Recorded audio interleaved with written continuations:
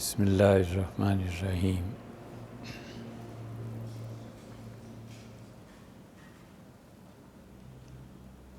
اللہ تعالیٰ نے انسان کے شعور میں یہ بات رکھی ہے کہ وہ اپنے جیسے لوگوں سے جب برتری دیکھتا ہے تو متاثر ہوتا ہے،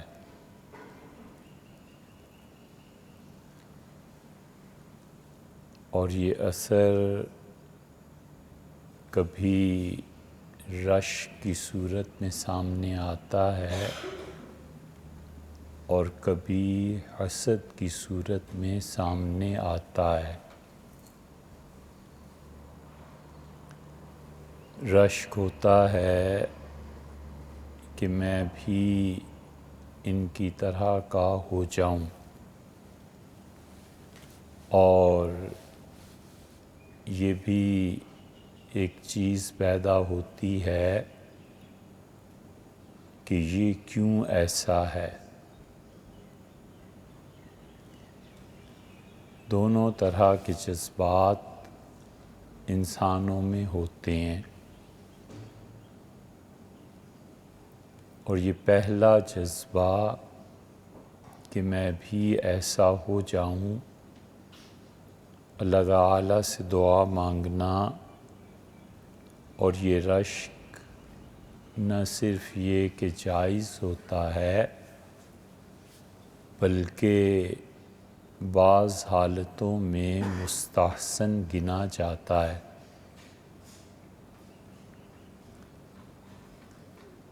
کیونکہ دین اور ایمان کے لازمی تقاضے جو اس سے پیدا ہونے چاہیے، اور ایمان کا لازمی تقاضا کہ ایمان سے آگے پروڈکشن کیا ہے، ایمان سے کیا چیز پیدا ہوتی ہے، تو وہ صحیح علم اور تقوی دو چیزیں۔ جس شخص کا ایمان صحیح علم پیدا نہیں کرتا، اور جس شخص کا ایمان تقوی کو جنم نہیں دیتا، اسے اپنے ایمان پہ غور کرنا چاہیے کہ میرا ایمان یہ اس میں کچھ زندگی ہے یا مردہ ہے۔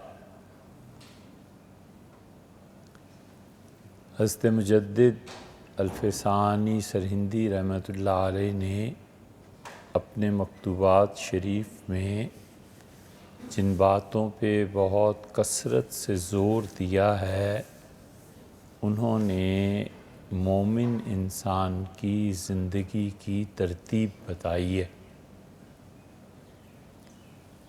اور لکھا ہے کہ سب سے پہلے صحیح عقیدہ،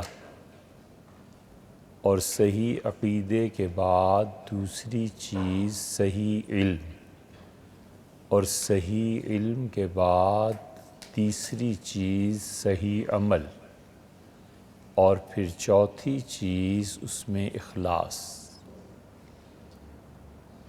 بس یہ سیدھی سادی سی ترتیب ہے، اور ہزاروں آیات اور ہزاروں احادیث کا نچوڑ حضرت مجدد رحمۃ اللہ علیہ نے چند جملوں میں لکھ دیا۔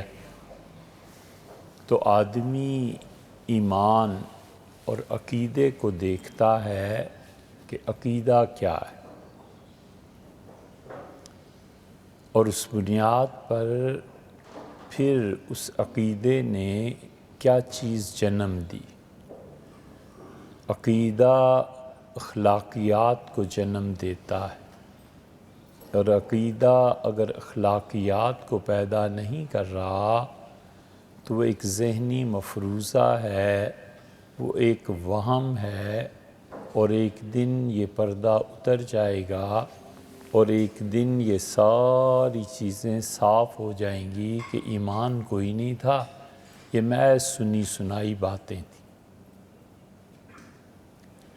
اگر کسی شخص کا یہ عقیدہ ہے، اور ہر مومن کا ہونا چاہیے، کہ قیامت میں اللہ سے حساب و کتاب اور واسطہ پڑے گا، تو وہ اس عقیدے کے باوجود کسی کی زمین پہ قبضہ کر لے، رشوت لے لے، کسی کی توہین کر دے، تو اس کا مطلب یہ ہوا کہ اس کا عقیدہ اسے اخلاقیات تک نہیں لایا۔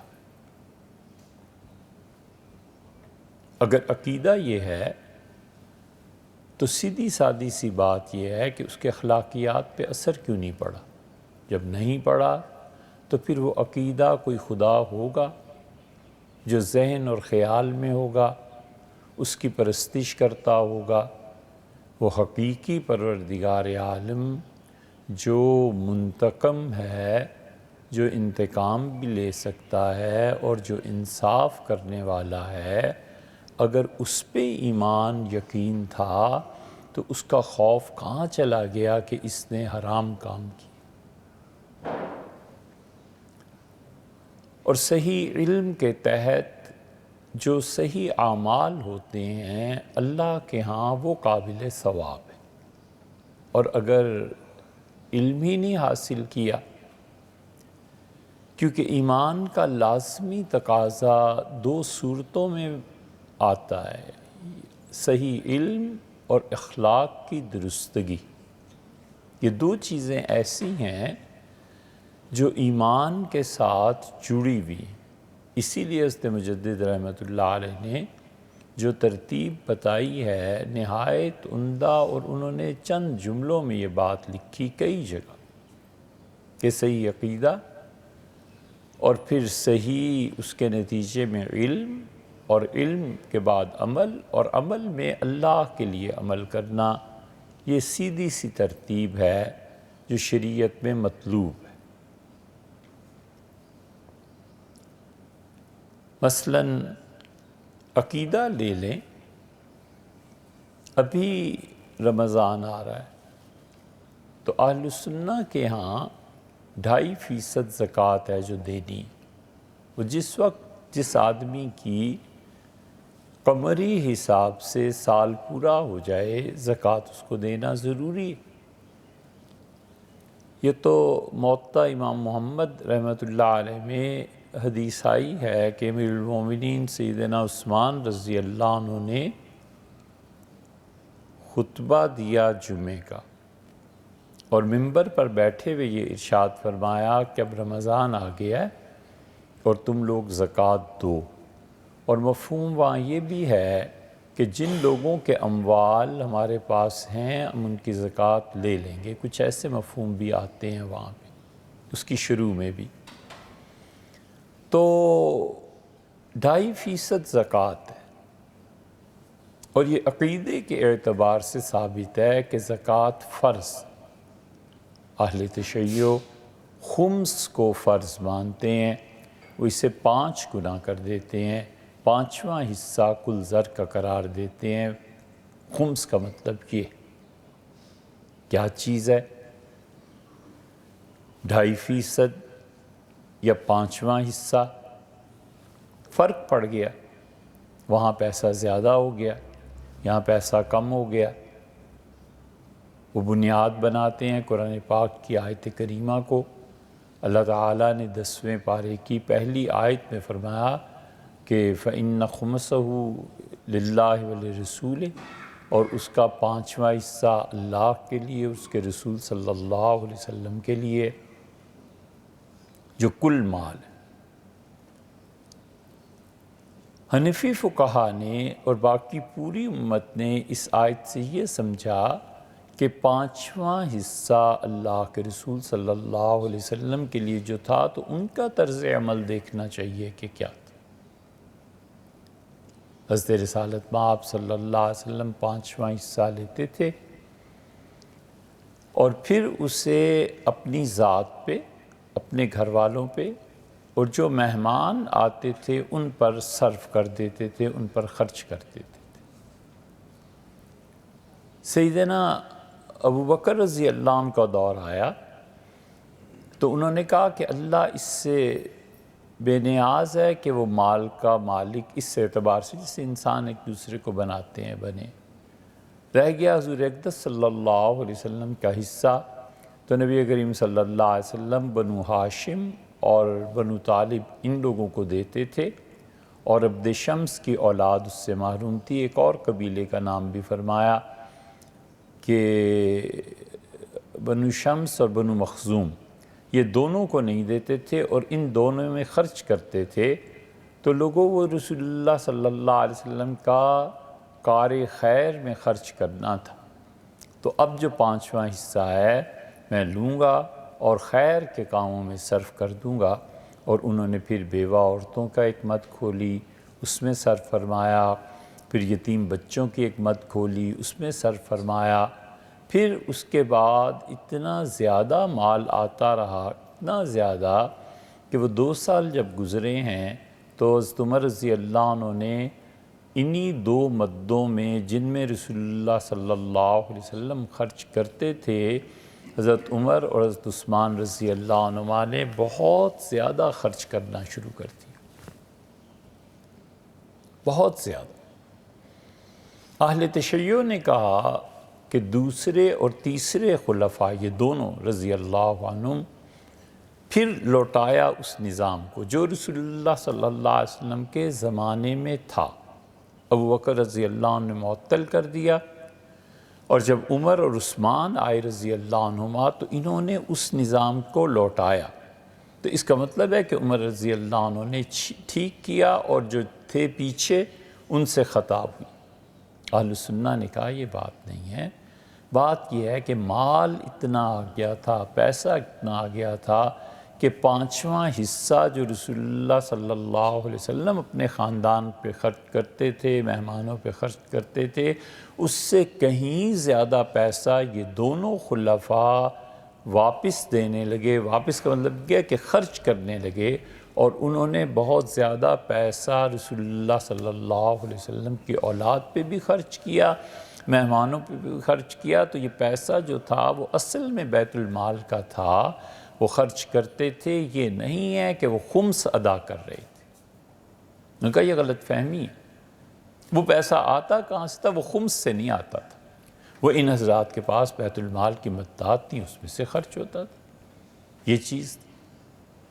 اب یہ بظاہر ایک چیز ہے، چھوٹی سی چیز معلوم ہوتی ہے، لیکن کوئی آدمی زکوٰۃ کا انکار کر دے تو ظاہر ہے کہ عقیدے میں فرق پڑ جائے گا۔ کوئی آدمی زکوٰۃ کا اقرار کرتا ہے اور وہ کہتا ہے کہ زکوٰۃ ضروری ہے، دینی ہے، 2.5% دو یا 5% دو، ہم یہ نہیں کہہ سکتے کہ یہ کافر ہو گیا، اس لیے کہ فی الجملہ وہ زکوٰۃ کو مانتا ہے۔ شرع میں اختلاف ہے کہ کتنے فیصد دیں، اتنے دیں یا اتنے دیں، اس کا اصل سورس کیا ہوگا۔ تو اس لیے یہ عقیدے جو ہیں بسا اوقات کسی شخص کو اہل السنہ کے دائرے سے خارج کر دیتے ہیں، لیکن یہ نہیں ہے کہ وہ اسلام کے دائرے سے بھی نکل جائے۔ 2 قوس آپ ملائیں، ایک پورا دائرہ ہے، اس پورے دائرے میں وہ تمام فرقے شامل ہیں جو اپنے آپ کو مسلمان کہتے ہیں لیکن اہل السنہ میں سے نہیں ہیں، اور ان کا کوئی عقیدہ انہیں اسلام کے اس دائرے سے باہر نہیں نکالتا۔ ایک بڑا دائرہ، اس میں ایک آدمی کہتا ہے کہ اللہ ایک نہیں 2 ہیں، ہم کہتے ہیں کہ اس دائرے سے باہر نکل گئے، باہر سارا کفر ہے اور اس دائرے کے اندر اسلام ہے۔ ایک آدمی یہ کہتا ہے کہ زکوٰۃ 5% ہے، دوسرا یہ کہتا ہے کہ اللہ تعالیٰ کی زیارت نہیں ہوگی۔ یہ اہل تشیع کا عقیدہ ہے کہ قیامت میں اللہ کی زیارت نہیں ہوگی جنت میں، اور ان کا عقیدہ یہ بھی ہے کہ جادو نام کی کوئی چیز نہیں ہوتی، وہ جادو کو نہیں مانتے۔ ہم کہتے ہیں کہ آپ ان عقائد کے ساتھ وہ اسلام کا جو بڑا دائرہ ہے نا اس کے اندر ہیں، اس دائرے میں ایک چھوٹا دائرہ ہے، وہ دائرہ ہے اہل السنہ کا۔ ہم کہتے ہیں آپ اہل السنہ کے دائرے سے باہر ہیں اور اسلام کے دائرے کے اندر ہیں، یہ بات ہے۔ اہل السنہ کہتے ہیں کہ یقیناً جادو کا وجود ہے اور جادو ہوتا ہے۔ اہل السنہ یہ کہتے ہیں کہ قیامت میں جنت میں اللہ تعالیٰ کی رؤیت ہوگی، باری تعالیٰ کو دیکھیں گے لوگ، اور وہ یہ کہتے ہیں کہ زکوٰۃ 2.5% ہے، نفس زکوٰۃ کو وہ بھی مانتے ہیں، یہ بھی مانتے ہیں۔ ہم کہتے ہیں اہل السنہ کے اس چھوٹے دائرے سے تم باہر ہو، لیکن اسلام کا جو بڑا دائرہ ہے آپ اس سے باہر نہیں ہیں، اس کے اور اس کے درمیان جتنے بھی فرقے جنہیں اہل السنہ گمراہ قرار دیتے ہیں وہ اس بڑے دائرے کے اندر رکھ کے اور اس کے چھوٹے دائرے سے باہر رکھ کے جو درمیان میں انہیں کہتے ہیں، وہ یہ نہیں کہتے کہ کفر اسلام کے جھگڑے ہیں، وہ کہتے ہیں یہ جھگڑے اپنے خاندان اپنے گھر کے ہیں، اس کو تم دیکھ لو۔ باقی کوئی آدمی سرے سے ضروریات دین ہی کا انکار کرنے لگے، کوئی کہ رسالت کی ضرورت نہیں ہے، کوئی کہتا ہے کہ اللہ تعالیٰ ایک نہیں ہے ولیعذ باللہ، تو پھر تو اس بڑے دائرے سے بھی باہر نکل گیا، کیونکہ اس سے دین کی ضروریات کا انکار کرتی۔ اس لیے عقیدہ یہ چیز ہے، اور وہ چیزیں بہت مطالعے کے بعد اور بہت گہرائی کے ساتھ دقت نظر سے دیکھ کر پھر کوئی فتویٰ دیا جا سکتا ہے، ایسے فتویٰ نہیں دے دیتے۔ ایک آدمی کفر کی بات کرتا ہے، لیکن وہ کفر کی بنیاد کیا ہے؟ بڑا نازک مسئلہ ہے، بہت نازک مسئلہ ہے۔ کفر اس پہ نافذ کیا گیا، جبراً اس پہ کفر آیا ہے یا اپنی خوشی سے اظہار کر رہا ہے، دونوں میں بڑا فرق ہے۔ ایک عورت غصے میں ہے اور وہ شوہر کہتا ہے خدا سے ڈر، وہ کہتی ہے کوئی خدا نہیں جس سے ڈروں، کدھر ہے تمہارا خدا؟ اب یہ تو کہا جا سکتا ہے کہ جملہ کفر کا ہے، یہ کہنا کہ اس جملے سے وہ عورت کافرہ ہو گئی اور اس کا نکاح ٹوٹ گیا، یہ بڑے حوصلے کا کام نہیں کہا جا سکتا۔ جس عورت کو دن میں 2-4 مرتبہ گالیاں سننی پڑتی ہوں، ہر ہفتے پٹائی ہو اس کی، پیسے اسے لا کر نہ دیں، زندگی اس کی اجیرن ہوئی ہوئی ہو، وہ بیچاری ایک ایک چیز کو ترسے اور برتن مانجھے اور لوگوں کے گھر جا کے کام کر کے اپنے بچوں کو پالے، اور وہ پھر اسے کہتا ہے خدا سے ڈر، اور وہ غصے میں کہتی ہے کہ کوئی خدا نہیں ہے، تو اس کا نفس، اس کا جی، اس کا اندر کہتا ہے نا کہ اگر کوئی اللہ ہے تو انصاف کہاں ہے؟ خدا ہے تو میرے ساتھ یہ کیا ہو رہا ہے؟ کیوں ان ظالموں کو خدا نہیں پکڑتا؟ یہ حالات کا جبر ہے جس نے اسے کفر کے جملے تک لایا ہے اور مجبور کیا ہے۔ وہ نارمل کنڈیشن میں ہو، بالکل معتدل حالت میں ہو، کسی دن وہ خوش ہو، اس سے پوچھو خدا، تو کہتی ہے خدا کا 1000 بار شکر ہے، اللہ نے یہ دن دکھایا، اللہ نے اولاد دی، اللہ نے یہ کیا، یہ احسان فرمایا، یہ احسان فرمایا۔ اس دن وہ کفر کا جملہ نہیں بکتی۔ کیسے کہا جا سکتا ہے کہ یہ کافرہ ہو گئی اور مرتدہ ہو گئی اور اس کا قتل بھی جائز ہو گیا؟ ولیعذ باللہ وہ ساری چیزیں جو اس پہ نافذ ہوتی ہیں، اس لیے صحیح عقیدہ اور اس عقیدے کا انکار کر کے کسی کا کفر میں چلا جانا، یہ فتوے دینا، یہ کوئی آسان بات نہیں ہے، بہت سوچ سمجھ کے بات کرنی چاہیے۔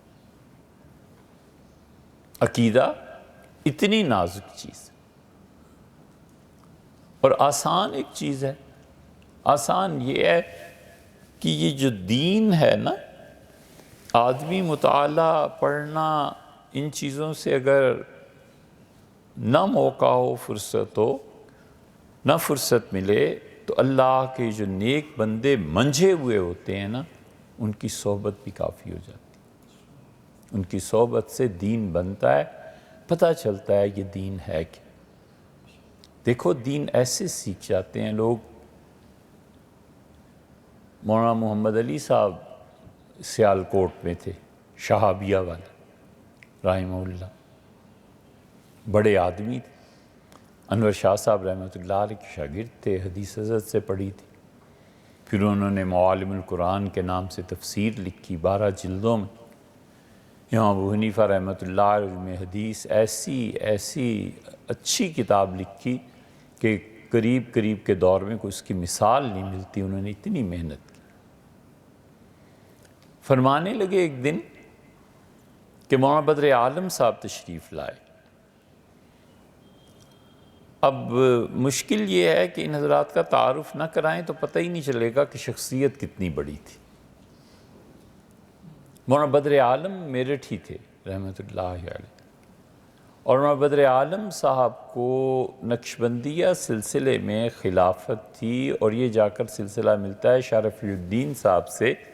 شرف الدین صاحب رحمۃ اللہ علیہ دارالعلوم دیوبند کے محتمم تھے، بالکل ان پڑھ تھے، دستخط کرنا بھی سیکھا تھا، لیکن دارالعلوم کا اہتمام اتنی بڑی جگہ پہ انہیں بٹھایا گیا،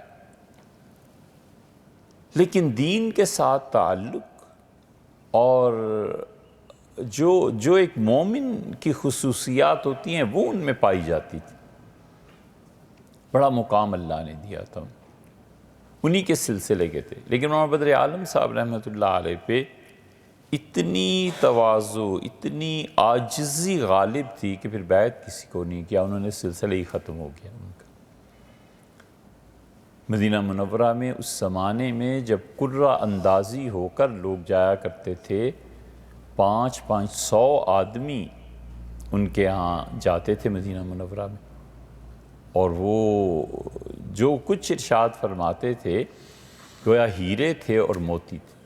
ایک لفظ ان کے فکرے سے لوگ کہتے تھے ہٹا دیں تو فکرہ نہیں سمجھ میں آتا تھا، ایک حرف گن کے بولتے تھے وہ کہ اس کا اللہ کو جواب دینا۔ مولانا بدر عالم صاحب رحمۃ اللہ علیہ نے نماز پڑھائی، اور محمد علی صاحب رحمۃ اللہ نے فرمایا کہ حضرت نے سجدہ سہو کیا۔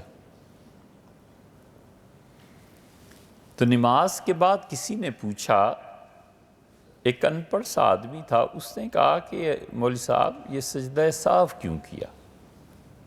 بظاہر تو نماز ٹھیک تھی، کیا ایسی چیز آ گئی؟ انہوں نے کہا تیسری چوتھی رکعت میں فاتحہ کے بعد سورت نہیں ملانی ہوتی، میں سورت پڑھ گیا تھا اس لیے۔ تو وہ جو دیہاتی تھا اٹھ کے چل پڑا، اس نے کہا واہ جی یہ نیا ہی کوئی علم آیا ہے۔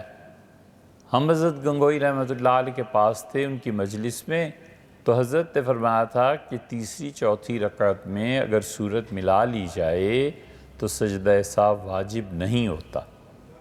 یہ کوئی نیا ہی عالم ہے۔ چلا گیا مسجد سے۔ مولانا بدر عالم صاحب رحمۃ اللہ علیہ کہتے تھے میں نے پھر گھر جا کے جب کتابوں کو دیکھا تو مسئلہ وہی تھا جو اس بوڑھے نے بیان کیا تھا۔ فرمایا مجھے احساس ہوا کہ دیکھو بزرگوں کے ہاں جو لوگ جاتے ہیں کتنی ان کے ہاں کتنی دقت نظر پیدا ہوتی ہے کہ جو اپنے حضرات کو دیکھ لیا بس ٹھیک۔ ہم سے خود ہمارے استادوں کے درجے کے آدمی تھے، وہ بیان کرتے تھے کہ فرمانے لگے کہ ایک آدمی مسجد میں انہی کا نمازی، اور اقامت کے وقت اس نے ایسے ہی ہاتھ باندھ لیے، ہوتا ہے بعض لوگوں کو اقامت کے وقت ہاتھ باندھ لیتے ہیں، تو بوڑھا ان پڑھ آدمی، بڑے واقعات ہیں، انہوں نے منع کیا، انہوں نے کہا لوگوں سے کہ ہاتھ نہیں باندھتے۔ لوگوں میں سے کسی نے پوچھ لیا، چڑ گیا کوئی، اور اس نے کہا کہ تم کون سا پڑھے لکھے ہو، تمہیں کیا پتہ ہے مسئلوں کا؟ اس نے کہا بھائی مسئلوں کا تو نہیں پتہ، لیکن مجھے یہ پتہ ہے کہ دلی میں ایک مرتبہ حضرت مفتی کفایت اللہ صاحب رحمۃ اللہ علیہ کے پیچھے نماز پڑھی تھی، تو جب لوگوں میں سے کچھ نے ہاتھ باندھے تھے تو مفتی صاحب نے منع کیا تھا، تو کوئی نہ کوئی مسئلہ ہوگا جو مفتی صاحب نے منع کیا تھا نا، اس کا مجھے تو اتنا پتہ۔ وہ کہتے تھے جب جا کر کتابوں میں دیکھا تو فقہا نے لکھا کہ اقامت میں ہاتھ نہ باندھے تاکہ کسی کو یہ شبہ نہ ہو کہ امام سے پہلے اس نے نماز شروع کر دی، تو لوگوں کو غلط فہمی میں نہ ڈالے۔ حاجی عارف صاحب لاہور میں ہوتے تھے اور ہم پڑھتے تھے، تو ایک دن فرمانے لگے، وہ جب بات کرتے تھے تو اتنی گہری بات کرتے تھے کہ ہماری بسا اوقات سمجھ سے بھی بالا ہوتی تھی، بہت عجیب و غریب باتیں تصوف کی اور دیگر چیزوں کی۔ تو ایک دن فرمانے لگے کہ فلانے کو خط لکھنا ہے، لکھ دو۔ تو ہم نے کہا حضرت آپ تو اتنے پڑھے لکھے ہیں ماشاءاللہ، تو کہنے لگے میں پڑھنا نہیں جانتا، مجھے نہیں لکھنا آتا۔ حیران رہ گئے، زمین جیسے پاؤں سے نکل جاتی، ایسا سناٹا طاری ہوا۔ ہم نے کہا اس سب آپ نہیں؟ کہنے لگے نہیں۔ ہم نے کہا یہ باتیں؟ کہنے لگے یہ باتیں جو الیاس صاحب رحمۃ اللہ علیہ کی صحبت میں رہا ہوں اور بڑے حضرات کی صحبت اٹھائی ہے، وہ یہ باتیں کیا کرتے تھے تو وہی دہرا دیتا ہوں، مجھے تو کچھ نہیں آتا۔ یہ صحیح علم، صحیح عقیدہ، یہ منجھے ہوئے لوگوں کی باتیں، جنہوں نے اپنے آپ کو اللہ کی خاطر ختم کر دیا تھا، فنا کر دیا تھا۔ تو اس لیے یہ جو دین ہے نا، یہ اجتماعی اور انفرادی طور پر کمزور پڑ گیا۔ اس امت کے زوال کے اسباب میں سے بھی ایک سبب یہ ہے کہ جو دین ہے وہ منجھے ہوئے لوگ نہیں رہے، وہ ایسے لوگ جو اپنے آپ کو چھپاتے تھے اور جو لوگ اپنے آپ کو اللہ کے ساتھ تعلق رکھ کے بالکل پردے میں رہتے تھے کہ کوئی اظہار نہیں، کوئی نمود و نمائش نہیں، کوئی چیز نہیں، وہ لوگ آہستہ آہستہ اٹھتے چلے گئے، اور اگلی نسلیں جو آئی ہیں انہوں نے دین کو اپنے دماغ کے اس کھاتے میں رکھا ہے جو دماغ کسی کام کا نہیں۔ انسان کا جو شعور ہے اس میں ایک کھاتا یہ بھی ہوتا ہے کہ ردی اور بیکار چیزیں یاد رہی نہ رہی۔ تو اس لیے یہ جب تک کسی بھی قوم کے بڑے افراد قربانی دے کر اپنے آپ کو قوم میں شامل نہیں کرتے، اس وقت تک قومیں نہیں بنا کرتے۔ قوم کیا ہے؟ وہ بہت سے افراد کا مجموعہ، فرد واحد ہے، اور فرد کیا ہے؟ وہ قوم واحد ہے۔ ایک آدمی پوری قوم ہوتا ہے۔ ان ابراہیم کان امتاً، اللہ نے فرمایا کہ حضرت ابراہیم علیہ السلام پوری امت تھے۔ ایک شخص ابراہیم علیہ السلام پوری امت تھے۔ اس کا مطلب یہ ہے کہ پوری امت جتنا مل کر کام کوئی کر سکتی تھی اس اکیلے فرد نے انجام دیا۔ یہ جو بڑے افراد ہیں ان کی قربانی سے قومیں جنم لیتی۔ اس شخص کی ساری زندگی قربانیوں میں گزری۔ جب توحید کا اظہار کیا، والد نے گھر سے نکال دیا، پھر وہ پیدل چلے، پھر انہوں نے ہجرت کی، پھر آگ کا واقعہ پیش آ گیا، پھر ایک بیٹے کو اسحاق علیہ السلام کو وہاں بٹھا دیا، یعقوب علیہ السلام، پھر یوسف علیہ السلام، یہ سارا سلسلہ بیت المقدس میں، ایک بیٹے کو اسماعیل علیہ السلام کو بیت اللہ چھوڑا ہے۔ یہ ساری چیزیں جو تھیں مسلسل اس شخص کی قربانیاں ہی ہیں۔ اس لیے جب بڑے افراد قربانی دیتے ہیں تو قومیں بنتی ہیں۔ دماغ بڑا ہوتا ہے، شعور زیادہ ہوتا ہے، دل زیادہ ہوتا ہے، اس لیے کہ دماغ کبھی بھی ایک جگہ نہیں ٹکتا۔ دماغ تنوع چاہتا ہے، اور دماغ وہ مختلف چیزوں کو تلاش کرتا ہے۔ تھوڑی دیر ایک چیز کے بارے میں سوچے گا، پھر دوسری چیز کے بارے میں، پھر تیسری چیز کے بارے میں، پھر جو سامنے سے گزر رہا ہے اس کے بارے میں۔ یہ دل ہے، اس کی خصوصیت ہے کہ جہاں ایک جگہ جم جائے بس جم جاتا ہے۔ اور دل ہے جس کا ظرف اتنا بڑا ہے کہ دماغ خود دل میں شامل ہو جاتا ہے۔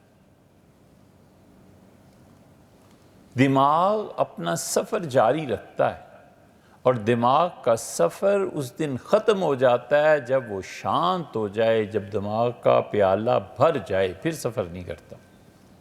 دماغ کا پیالہ بھر جاتا ہے کہ یہ بجلی ہے، یہ لائٹ ہے، کہاں سے پیدا ہوتی ہے؟ یہ پانی سے بجلی بنتی، بس ختم ہوئی بات۔ پانی میں کیا ہے؟ ایک جگہ پہنچ کے رک جاتا ہے، اس کے بعد آگے نہیں چلتا۔ اب یہ دماغ کو اطمینان ہو گیا، اب اس کے بارے میں 10 بار بھی سوچے یا 100 بار بھی سوچے، بات ایک ہی ہے۔ دماغ جب بھر جاتا ہے تو اس سے جو خوشی کی لہریں اٹھتی ہیں وہ دل کی طرف جاتی ہیں اور دل پھر اس کو قبول کرتا ہے، دل اس سے سرشار ہوتا ہے۔ ایمان کا لازمی تقاضا یہ ہوتا ہے کہ آدمی کے دماغ میں جب یہ سب چیزیں آ جاتی ہیں، وہ سمجھ جاتا ہے کہ اللہ ایک ہے، اس کی گہرائی میں چلا جاتا ہے کہ اللہ ہی نفع اور نقصان کا مالک ہے، اور اس کی پوری طرح دماغ میں سمو لیتا ہے کہ قیامت میں جواب دینا ہے، رسالت کی ضرورت ہے، فلاں چیز ہے، فلاں چیز ہے۔ یہ ساری چیزیں جب وہ مان جاتا ہے تو پھر اس کا چھلکنا دماغ کا وہ دل کی طرف جاتا ہے اور دل اس پہ مطمئن ہو جاتا ہے۔ دل کو زیادہ سفر کی ضرورت ہی پیش نہیں آتی۔ دل تو ایسی چیز ہے، ایک جگہ ٹک جائے، اٹک جائے تو بس اٹک جاتا ہے۔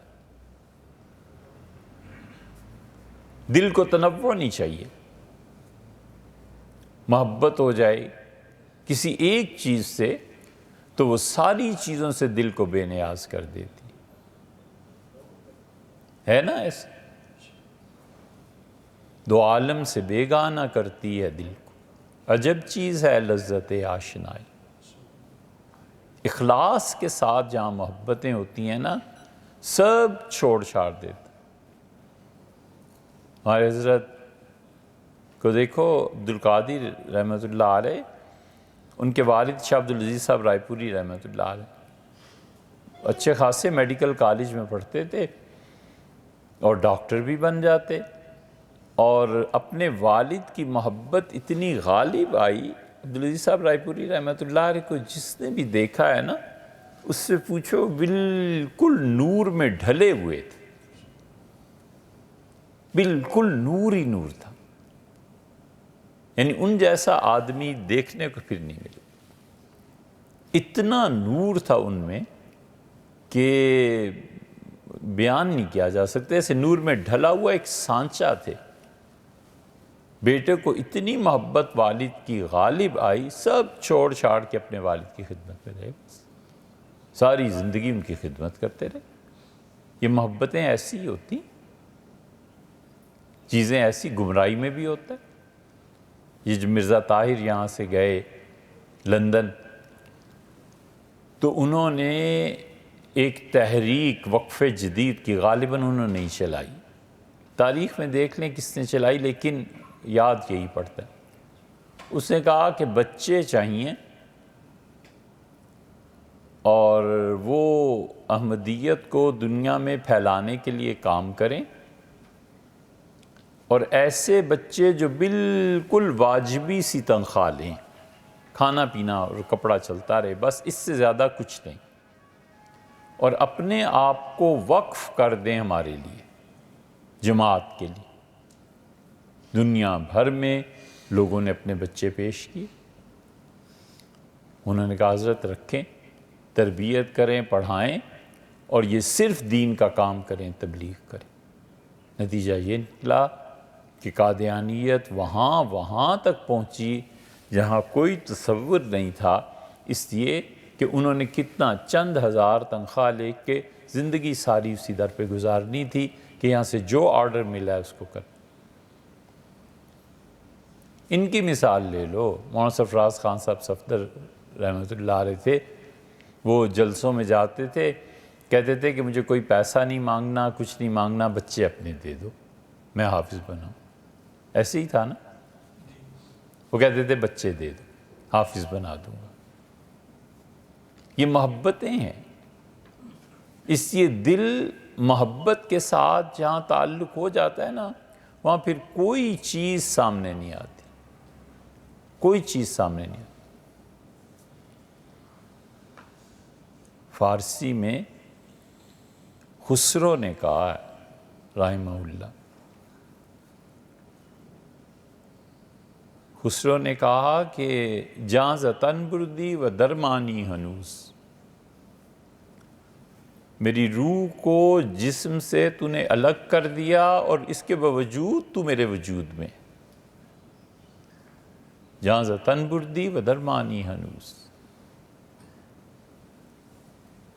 ہر دو عالم قیمت خود گفتئی، اس جہان میں جو چیز بھی ہے نا وہ منہ سے بولتی ہے کہ میں اتنی قیمت کی ہوں۔ ہیرا خود بتاتا ہے اس کی قیمت کیا ہے، فرنیچر خود بتاتا ہے اس کی قیمت کیا ہے۔ ہر دو عالم قیمت خود گفتئی، دونوں جہان کی ہر چیز بتاتی ہے کہ قیمت کیا ہے۔ نرخ بالا کن کے ارزانی ہنوز، تو کہتا ہے کہ میں مر جاؤں تو تجھ تک پہنچوں گا، بس تیرے دیکھنے کی قیمت ایک زندگی ہے۔ نرخ بالا کن کے ارزانی ہنوز، اپنی قیمت اور بڑھا، یہ تو بہت سستی بات ہے کہ میں اپنی جان تجھے دے دوں، تو بہت سستا سودا ہے۔ تیری زیارت، تجھ تک پہنچنا اس سے کہیں بلند و بالا ہے، اس سے کہیں بلند ہے کہ ایک جان تیری قیمت۔ یہ جان کیا چیز ہے؟ ایسی ہزاروں جانیں قربان کر کے بھی اگر تیری قربت نصیب ہوتی ہے تو کوئی گھاٹے کا سودا نہیں۔ اس لیے یہ محبتیں، یہ چیزیں جو دل ہے نا اس میں جب سما جاتی ہیں تو وہ انسان کو اپنے اصل مقصد میں لے جاتی ہیں۔ اور دیکھو انسان ایسی چیز ہے کہ اس کی تخلیق کسی مقصد کے تحت ہے۔ یہ اس کائنات کا دلہا ہے۔ خدا کبھی بیکار کام نہیں کرتا، اس لیے اگر انسان بیکار ہو اور اللہ اسے پیدا کرے، خدا کو کیا پڑی؟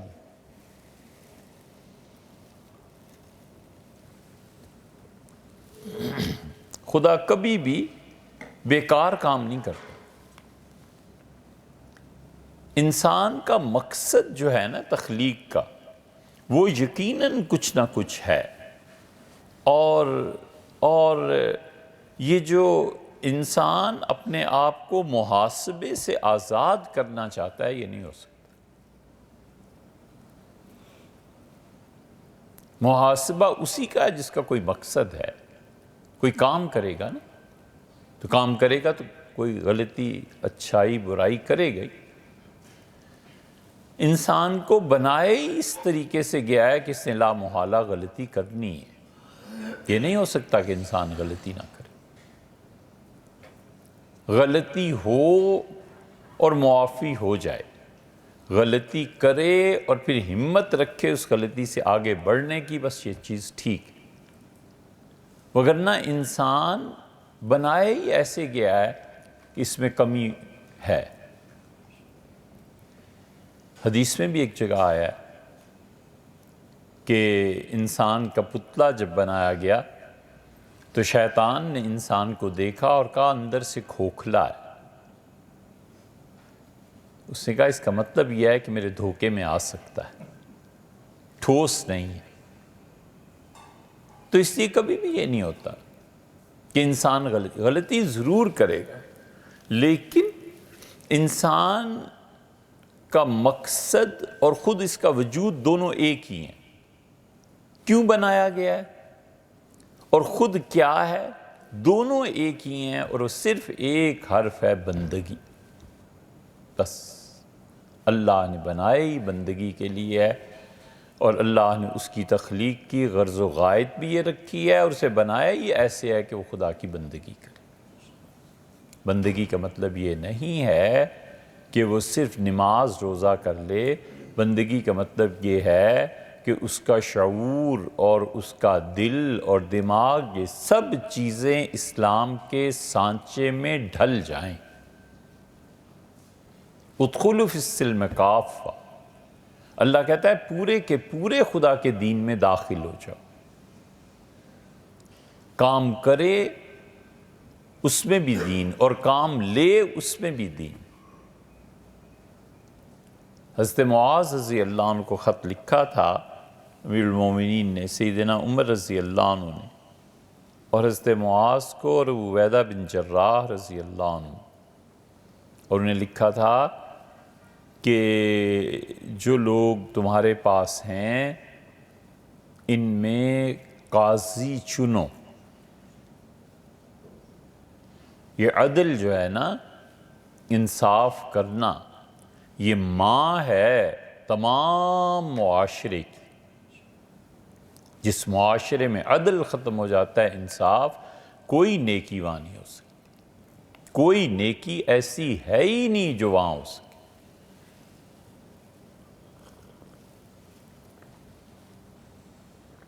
ناممکن۔ انصاف کرے گا، لوگوں کو کھانا کھلا رہا ہے، پانی کے کولر لگوا دیے، انصاف کرے گا تو یہ پیسہ کتنا اس پہ خرچ کرنا تھا اور کتنا گھر لے جانا تھا۔ اس نے کہا میرے پاس ₹1,00,000 آیا ہے مدرسے کا، تو 90,000 گھر چلا گیا اور 10,000 خدا کے کاموں میں لگ گیا، تو انصاف کہاں رہا؟ اللہ نے جو پیسہ دیا تھا اس پہ سب سے زیادہ حق اپنے خویش کا، اپنے اقارب کا بنتا تھا۔ وہ تو بھوکے مر رہے ہیں اور یہ پیسہ لے کے گلچھرے اڑا رہے ہیں۔ یہ انصاف کہاں گیا؟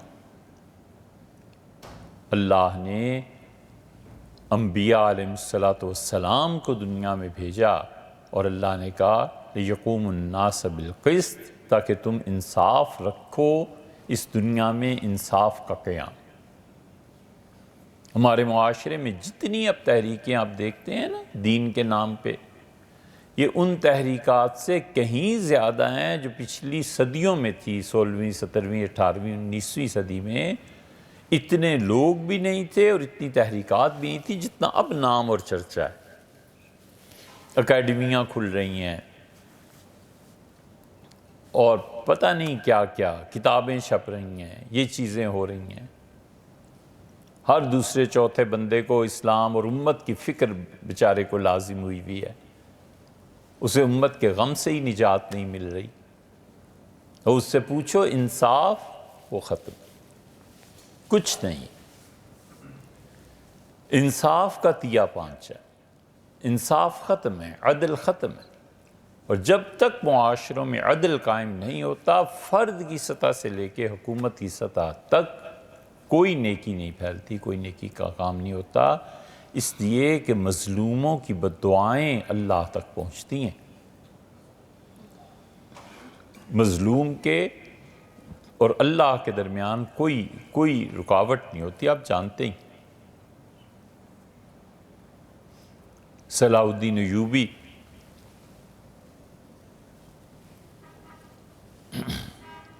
صلیبیوں کے ساتھ جنگ تھی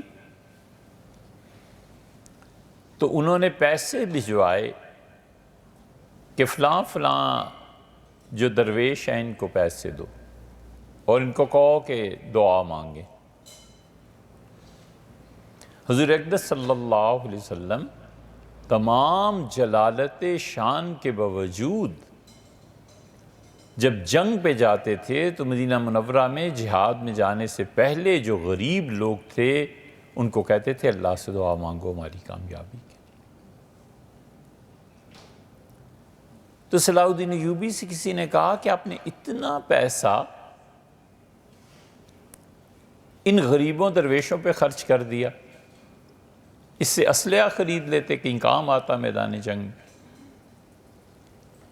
تو ایوبی نے جواب عجیب دیا، اس نے کہا میں ساری زندگی دن کی روشنی میں تیر چلاتا رہا ہوں، اور تیر کبھی نشانے پہ لگتا ہے اور کبھی نہیں لگتا، اور ان کو میں نے دیکھا ہے، ان کی دعاؤں کے تیر سیدھے جاتے ہیں اور اللہ قبول کر لیتا ہے۔ رات کی تاریکی کی دعاؤں کو تم چاہتے ہو میں ان سے محروم ہو جاؤں؟ لوگ کہتے ہیں دعا کیجئے، ہم کہتے ہیں کام کیوں نہیں ایسا کرتے کہ دل سے دعا نکلے۔ مزدور نے کیا دعا کرنی ہے مالک کے لیے؟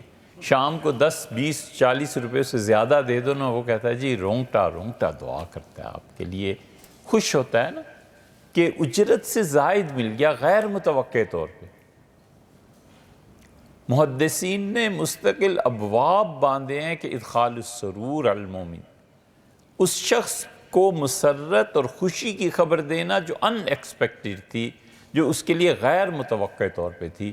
حضور صلی اللہ علیہ وسلم نے فرمایا جو تم میں سے کسی اپنے مومن بھائی کو خوش کر دے کسی ایسی چیز سے جو اس کے لیے متوقع ہی نہیں تھی، اللہ اس کے لیے جنت ضروری قرار دے، اس لیے کہ وہ مومن کے دل کی خوشی ہے۔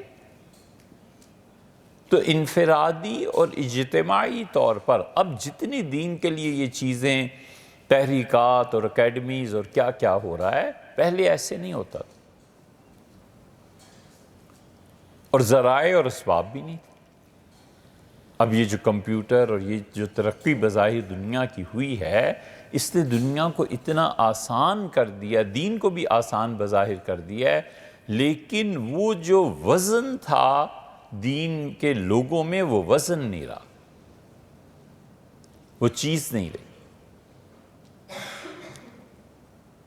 ایمان کے جو تقاضے لازمی تھے وہ نہیں آئے۔ بارش کا لازمی تقاضا ہے کہ اس سے زمین میں رویدگی پیدا ہو، فصل کھڑی ہے، تیار ہے ابھی اور بارشیں ہو گئیں ایسی جیسے وقت ہی نہیں تھا یہ بارشوں کا، تو لازمی تقاضا ہے کہ فصل تباہ ہو جائے گی۔ بالکل ایسے ہی یہ ایمان کے جو لازمی تقاضے ہیں نا، اس میں صحیح علم اور تقوی، یہ دونوں اس کے لازمی تقاضے۔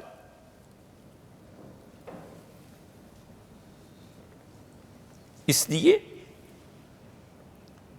انسان جو پیدا کیا گیا اور جس کی غرض و غایت ہے اور خود اس کی حیت، یہ سب کی سب اللہ کی بندگی پہ دلالت کرتی ہے۔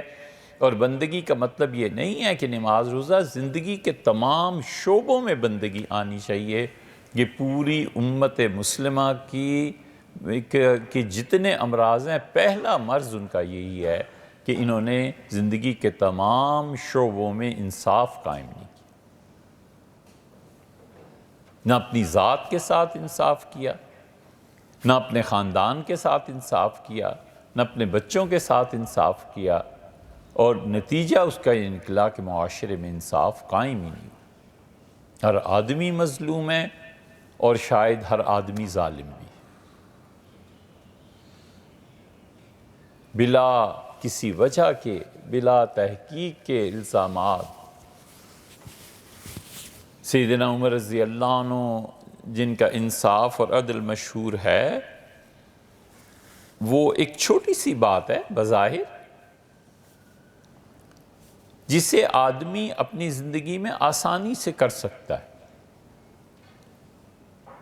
حکومتی سطح پر قانون بنایا جا سکتا ہے، لیکن کون جائے عدالت میں چکے؟ پتہ ہے پہلے ہی کہ عدالت کر لی ہے فلانے نے، پہلے کہتے تھے وکیل کر لو، اسے کہا عدالت ہی کر لو، جج صاحب کو ہی خرید لو۔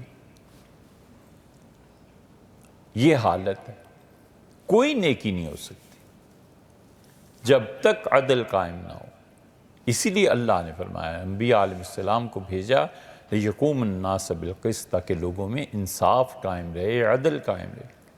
اس عدل کا حال یہ ہے کہ رسول اللہ صلی اللہ علیہ وسلم نے فرمایا قریش کو جمع کر کے، فرمایا قریش، اللہ نے اتنا کچھ تمہارے لیے رکھا ہے نا کہ میں تمہیں بتا نہیں سکتا، اگر میں تمہیں بتا دوں تو تم تو مغرور ہو جاؤ۔ خدا نے اتنا کچھ قریش کے لیے رکھا ہے۔ اور پھر دوسری روایت میں آتا ہے کہ رسول اللہ صلی اللہ علیہ وسلم، قریش ایسے نہ ہو کہ میں تمہیں قیامت میں اس حال میں پاؤں کہ کسی کے کندھے پر گائے بلبلا رہی ہے اور کسی کے کندھے پر بکری ہے، اور کوئی مرغی جتنا ظلم کا مرتکب ہوا ہے، اور کوئی انڈے جتنا۔ حضور صلی اللہ علیہ وسلم نے ساری حدیث میں حلال چیزوں کا نام لیا ہے۔ انڈے کی حلت کی یہ دلیل ہے، انڈے کے حلال ہونے کی۔ حضور اقدس صلی اللہ علیہ وسلم نے ساری جو گنوائی ہے نا، پوری فہرست، وہ حلال چیزوں کی گنوائی ہے، مثال دی۔ قریش کو کہا، اور قریش میں خاص طور سے اپنی پھوپھی کو کہا کہ میں پھوپھی ایسے نہ ہو کہ آپ قیامت میں آئیں اللہ کے ہاں اور آپ کوئی ایسی چیز لے آئیں کہ میں اللہ کی گرفت سے آپ کو نہیں چھڑا سکوں گا۔ اور اپنی بیٹی کو کہا کہ فاطمہ میری بیٹی، سلینی من مالی ما شئت، آج کے دن اگر پیسہ کوئی چیز مجھ سے چاہیے نا، مجھ سے لے لو۔ ایسے نہ ہو بیٹی قیامت میں آپ آئیں اور آپ نے کسی کا کوئی حق دینا ہو اور میں اللہ سے آپ کو نہیں چھڑا سکوں۔ یہ عدل ہے، یہ انصاف۔ حضور اقدس صلی اللہ علیہ وسلم نے اسی لیے کسی سے کہا تھا معاذ اللہ، استغفر اللہ، یہ جو دین اصل رنگ میں نہیں آتا نا، تو اس کی خرابیوں میں سے ایک خرابی الزام تراشیاں بھی ہیں۔ اس کی خرابیوں میں سے ایک خرابی انصاف کا قائم کرنا، یہ اس میں کوتاہی۔ ایک آدمی اٹھا اور رسول اللہ صلی اللہ علیہ وسلم نے بڑی زبردست بات کی۔ اس نے الزام لگایا اور اس نے کہا یہ مال جو آتا ہے آپ کیسے تقسیم کرتے ہیں؟ اور اس سے کہا یہ مال تمہارا بھی نہیں اور تمہارے باپ کا بھی نہیں۔ حضور اقدس صلی اللہ علیہ وسلم معاذ اللہ، استغفر اللہ، آپ نے بڑی سادگی سے بات کی۔ ایک جگہ آیا آپ نے فرمایا کہ بندہ خدا اگر میں بھی دنیا میں انصاف نہیں کروں گا تو پھر کون انصاف کرے گا؟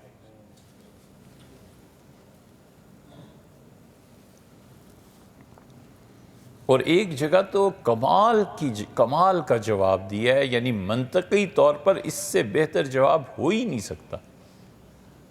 فرمایا سنو، اللہ نے پوری دنیا کو ہدایت دینے کے لیے میرا اعتبار کیا ہے، اور تم چند ٹکوں میں میرا اعتبار نہیں کرتے کہ میں ٹھیک ہوں۔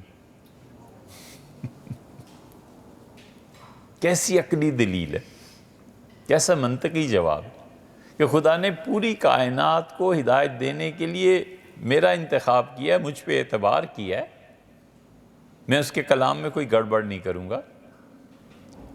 تو تم تو دنیا کے چند ٹکوں کی سکوں کی خاطر مجھے قرار دے رہے ہو کہ انصاف نہیں کرتا، تو تم سوچو تو صحیح کیا کہہ رہے ہو۔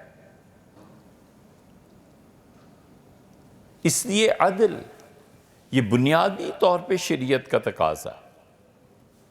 نہیں کرے گا تو دو میں سے ایک کام کرے گا، یا غفلت میں چلا جائے گا اور یا پھر معصیت تو یقینی ہے، اور اس سے بھی بڑھ کر غفلت میں چلا جائے گا۔ کبھی غافل نہیں ہونا چاہیے، کبھی۔ وہ کسی عارف باللہ نے کہا ہے نا کہ ایک دم غافل 100 دم کافر۔ یہ غفلت یہ کوئی چھوٹی سی چیز نہیں ہے۔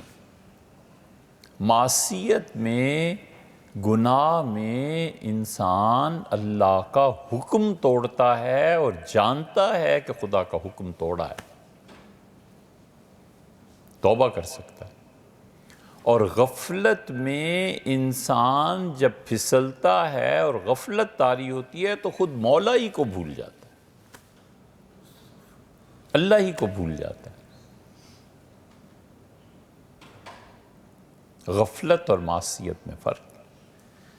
وَلِعِیَاذُ بِاللَّہ 1000 معصیتیں ایک غفلت کے مقابلے میں نہیں آتی، کروڑ معصیتیں ایک غفلت کے مقابلے میں نہیں آتی۔ غفلت اتنی بری چیز ہے کہ اس سرے سے اللہ ہی کو بھلا دیتی۔ گناہ میں حکم توڑتا ہے نا، پتہ ہوتا ہے کہ یہ خلاف ورزی کر رہا ہوں، تو خود اپنا نفس بھی گواہی دیتا ہے کہ ٹھیک کام نہیں کر رہے، اس کا تدارک تو ہے نا، توبہ کر لی، اللہ سے معافی مانگ لی، اللہ سے عرض کر دیا، معذرت ہو گئی۔ غفلت کا کیا کرنا ہے؟ وہ تو سیدھا سادہ کفر ہے، خود خدا کو ہی بھلا دیا۔ اسی لیے اللہ کہتا ہے کہ وَلَا تَكُونُوا كَالَّذِينَ، اور ان جیسے لوگوں کی طرح مت ہو جانا، نسوا اللہ فَأَنسَاهُمْ أَنفُسَهُمْ، انہوں نے اللہ کو غفلت میں ڈال دیا، بھول گئے اللہ کو، اللہ نے انہیں اپنے سے بھی غفلت میں ڈال دیا، مت ماری گئی۔ یہ جتنے آدمیوں کی مت ماری جاتی ہے نا، یہ سب وہی ہوتے ہیں جو اللہ سے غافل ہو جاتے ہیں۔ جس مقصد کے تحت پیدا کیا گیا تھا، بندگی کے تحت، وہ بندگی قائم نہیں رہتی۔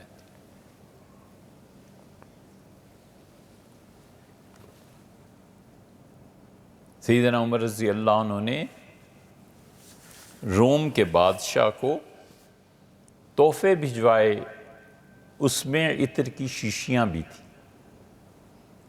اس نے بھی جواباً تحفے بھجوائے۔ جیسے ہوتا ہے سربراہان مملکت ایک دوسرے کو تحائف بھجواتے ہیں،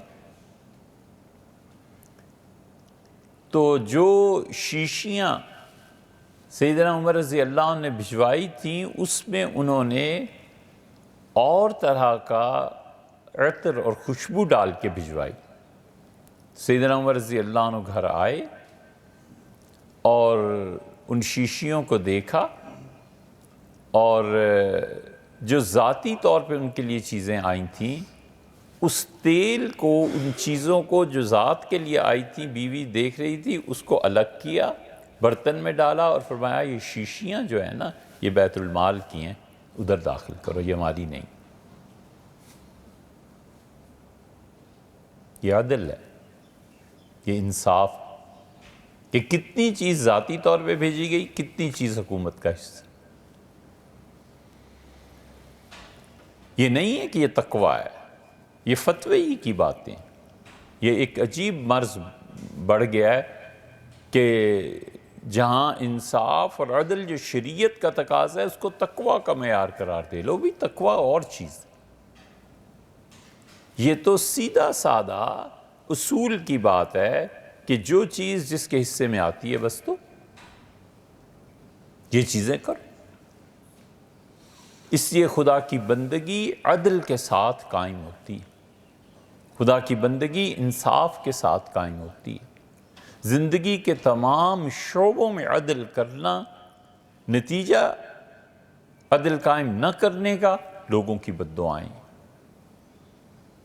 ایسے نہیں ہے کہ اللہ ان لوگوں سے غافل ہے، اپنی مخلوق سے غافل ہے، اور اس کا بھی پھر انجام یہ نکلتا ہے کہ ملک ٹوٹ جاتے ہیں، اس کا انجام یہ نکلتا ہے کہ قومیں برباد ہو جاتی ہیں، اس کا انجام یہ نکلتا ہے کہ محلوں کے محلے اجڑ جاتے ہیں، قحط پڑ جاتے ہیں۔ قحط جب پڑتا ہے تو موت عام ہو جاتی ہے اور زندگی ناپید ہو جاتی ہے، اور انسانوں کا جب قحط پڑتا ہے تو پھر کام کرنے والے انسان ناپید ہو جاتے ہیں اور بیکاری عام ہو جاتی ہے۔ ہمارے ہاں عدل نہ ہونے کی وجہ سے انسانوں کا قحط پڑ گیا ہے۔ نہ یقین آئے، لوگ کہتے ہیں جی ملک میں بے روزگاری بہت ہے، ہم کہتے ہیں بے روزگاری نہیں ہے یار، کام کے آدمی نہیں ملتے۔ چلے جاؤ مارکیٹ میں، 100 آدمیوں میں حرام ہے جو ایک کام کا کوئی باورچی ملے، 100 آدمیوں میں حرام ہے جو ایک کوئی کام کا کاریگر ملے، جو الیکٹریشین ہو، جو جانتا ہو بجلی کیا ہے، اور ہزار سب نے اٹھائے ہوئے ہیں۔ 100 آدمی بے روزگار ہیں، اور کسی سے پوچھو تمہیں لکڑی کا کام آتا ہے، وہ کہے گا آتا ہے، اور ذرا وہ ہاتھ چلائے گا، رندہ رکھے گا، تو آدمی سمجھ جاتا ہے کہ اس سے آتا کچھ نہیں ہے، ایسے ہی۔ یہ قحط پڑا ہوا ہے انسانوں کا، افراد تیار نہیں۔ افراد تیار ہوں تو انہیں کوئی کام بھی ملے، انہیں کوئی اجرت میں بھی رکھے، افراد ہی نہیں ملتے۔ ڈاکٹرز ہیں، انجینئر ہیں، کتنے کام کے ڈاکٹر، سینئر ڈاکٹر سے پوچھو تو MBBS کی ڈگری کو اس کے کوڑے کی ٹوکری میں اٹھا کر پھینک دیں، کہتے ہیں کیا پڑھ کے آئے ہو، تمہیں اتنا بھی نہیں پتا کہ اس طرح کرنا ہے اور اس طرح نہیں کرنا۔ یہ سب کیا ہے؟ یہ انسانوں کا قحط پڑ گیا، اور قحط اس لیے پڑ گیا ہے کہ عدل قائم نہیں رہا۔ عدل اس لیے نہیں رہا کہ بندگی خدا کی نہیں رہی، خدا کی بندگی خیالی حد تک محدود رہ گئی۔ اس لیے جو مقصود ہے وہ اللہ کی بندگی اور شعور انسان کا، یہ دونوں چیزوں سے بنتا ہے۔ شعور دماغ سے اور قلب سے بنتا ہے، آدھا حصہ دماغ کا اور آدھا حصہ انسان کے دل کا۔ جب یہ دونوں خدا کے ساتھ جڑ جاتے ہیں تو پھر جا کر کہیں انسان کا شعور، اور شعور میں پھر اللہ کی بندگی سمائے۔ قلب اور دماغ دونوں کا ہم خیال ہو جانا یہ شعور ہے۔ یہ اس امت کے امراض میں سے کہ ان کا دل اور دماغ ایک نہیں ہے۔ دل چاہتا ہے نماز پڑھ لوں، دماغ کہتا ہے کہ اس وقت فلاں چیزیں اچھی ہیں، ادھر چلتے ہیں، اور آسان کریں اس کو۔ نیکی کی طبعی رغبت نہیں رہی اور گناہ سے طبعی کراہت نہیں رہی۔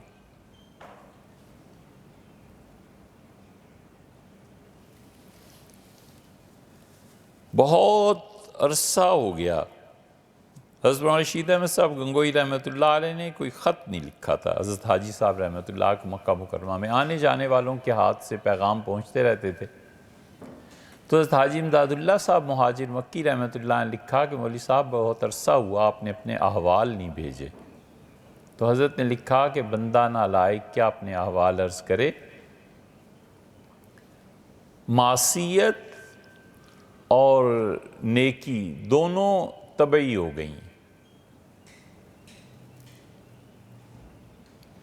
ایک فقرہ یہ لکھا، ایک لکھا کہ مادح اور ذام برابر ہو گئے۔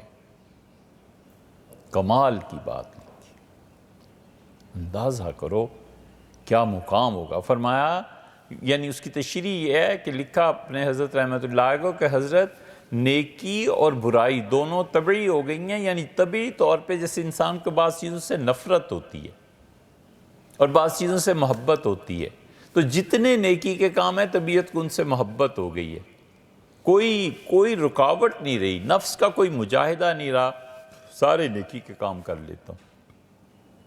اور جو گناہ کی چیزیں ان سے بچنے کے لیے اپنے نفس پہ کوئی جبر نہیں کرنا پڑتا، جیسے دل کو نفرت ہو جاتی ہے ایسے گناہوں سے نفرت ہو گئی ہے، طبیعت میں آ گئی ہے یہ چیز۔ طبعی طور پہ کسی انسان کا نیکی کے کاموں میں جڑ جانا اور طبعی طور پہ گناہوں سے نفرت کا پیدا ہو جانا کمال ہے نفس کا ختم ہو جانا۔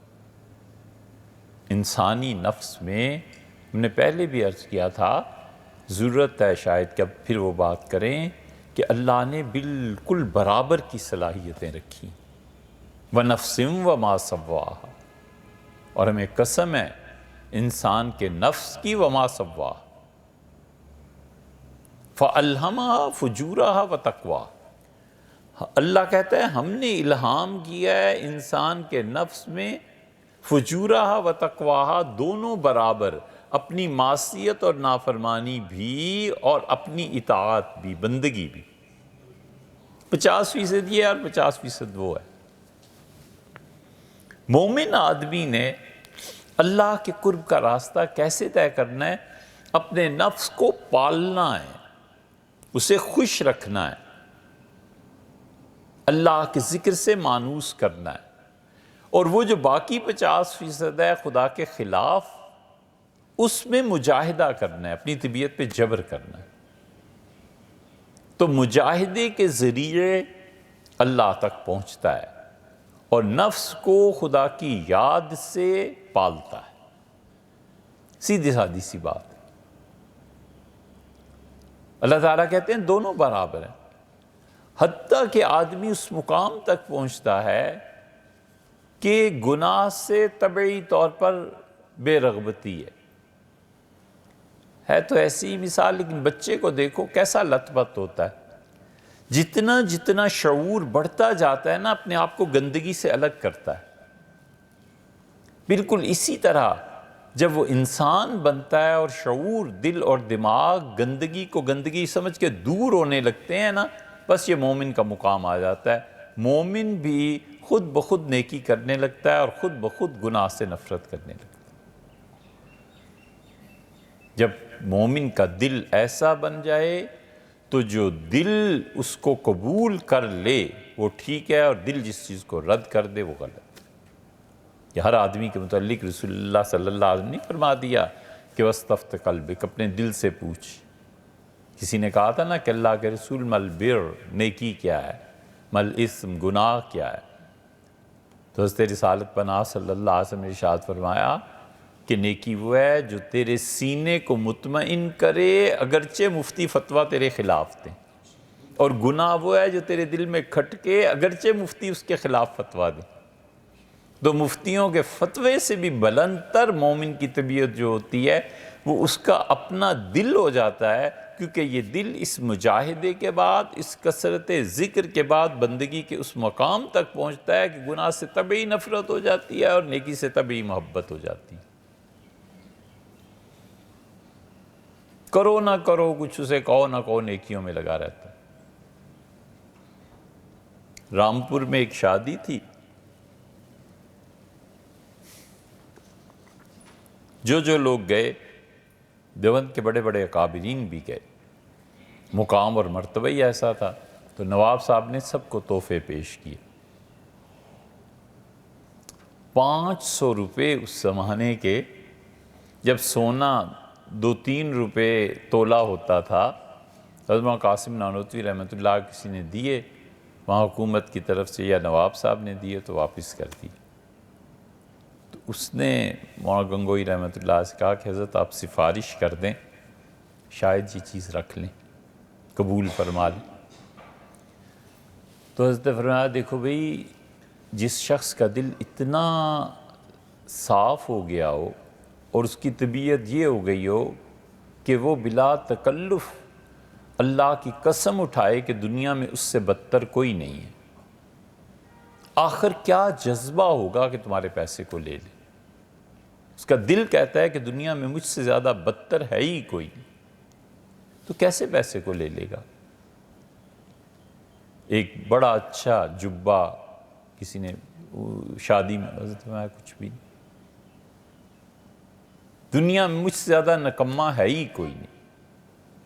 تو اپنے آپ کو کچھ سمجھتا ہو تو اچھے کپڑے لے، اور اپنے آپ کو کچھ سمجھتا ہو تو کسی کا ہدیہ بھی قبول کرے، کچھ کرے۔ فرمایا ان کا تو نفس ایسا ہے کہ قسم کھا لیں گے تمہارے سامنے، حالانکہ جانتے ہیں قسم جھوٹی نہیں کھائی جاتی۔ یہ طبعی طور پر دل کا اتنا پاک ہو جانا کہ وہ نیکی کی طرف خود بخود لپکے، اور گناہ سے خود بچنے کی صلاحیت۔ سہارنپور میں تھے مولانا مظہر نانوتوی رحمۃ اللہ علیہ،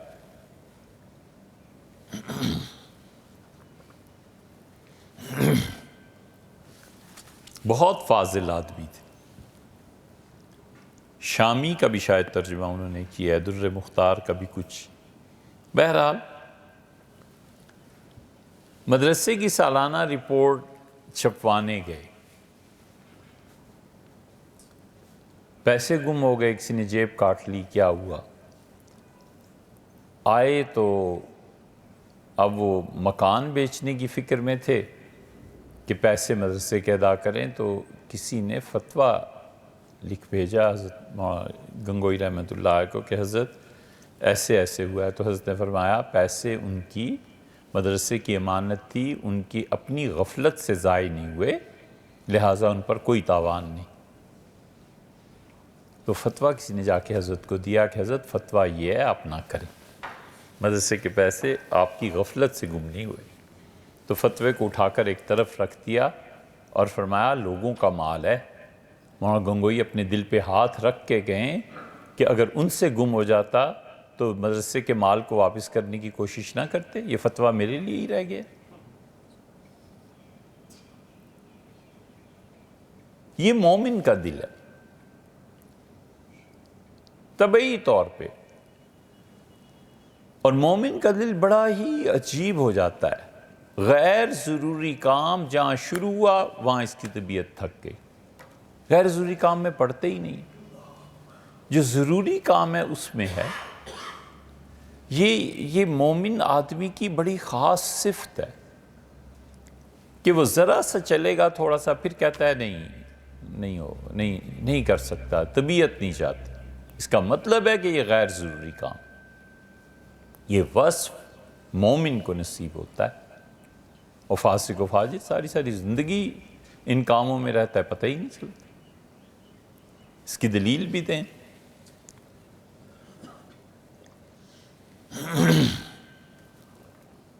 اس کی دلیل خود قرآن میں ہے، اور تو کہیں کیا ہو، قرآن کریم میں اللہ تعالیٰ نے فرمایا وہ دونوں چلے،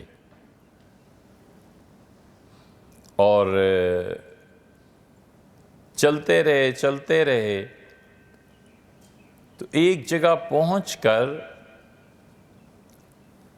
خادم نے دیکھا کہ وہ توشہ دان جس میں راستے کے سامان رکھا ہوا تھا وہ کھلا، اور ایک مچھلی نے جمپ کیا اور پانی میں چلی گئی۔ اس نے کہا عجبا، یہ تو بڑی عجیب چیز ہوئی۔ حضرت موسیٰ علیہ السلام اٹھیں تو میں نے بتاؤں گا کہ یہ تو کرامت ہی ہو گئی، کوئی معجزہ ہی ہو گیا، کوئی کرشمہ ہو گیا۔ اتنے میلوں چل کے آ رہے ہیں، اب وہ بندہ بھول گیا، یوشع بن نون علیہ السلام بھول گئے۔ حضرت موسیٰ علیہ السلام تھوڑا سا آگے چلے، پھر کہنے لگے لَقَدْ لَقِينَا مِن سَفَرِنَا هَذَا نَصَبًا، اس سفر نے تھکا دیا ہے، آتِنَا غَدَاءَنَا، کھانے کی چیزیں لے آؤ۔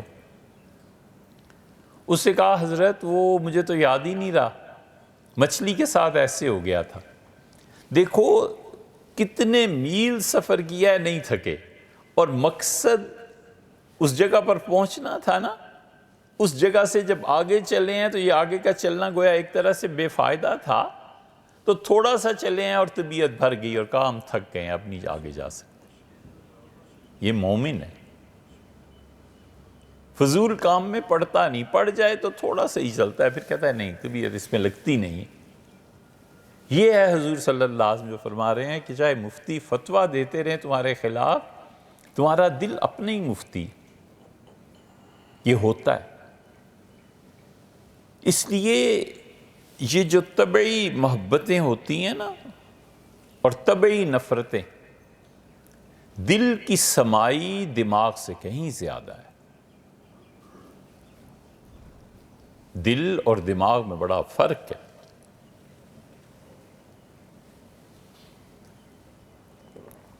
دماغ عقل کا مرکز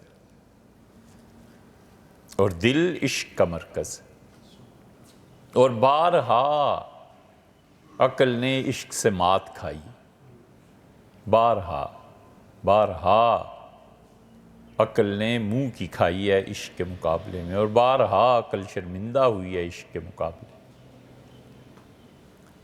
یہ علم اور عشق، عقل اور عشق، خیر اور شر، تقدیر، یہ سارے موضوعات رہے ہیں ہمیشہ فلاسفہ کے، بڑے بڑے صوفیہ کے، ابن عربی رحمۃ اللہ علیہ، غزالی، مولانا روم، فرید الدین عطار، یہ سب اس پہ باتیں کرتے ہیں۔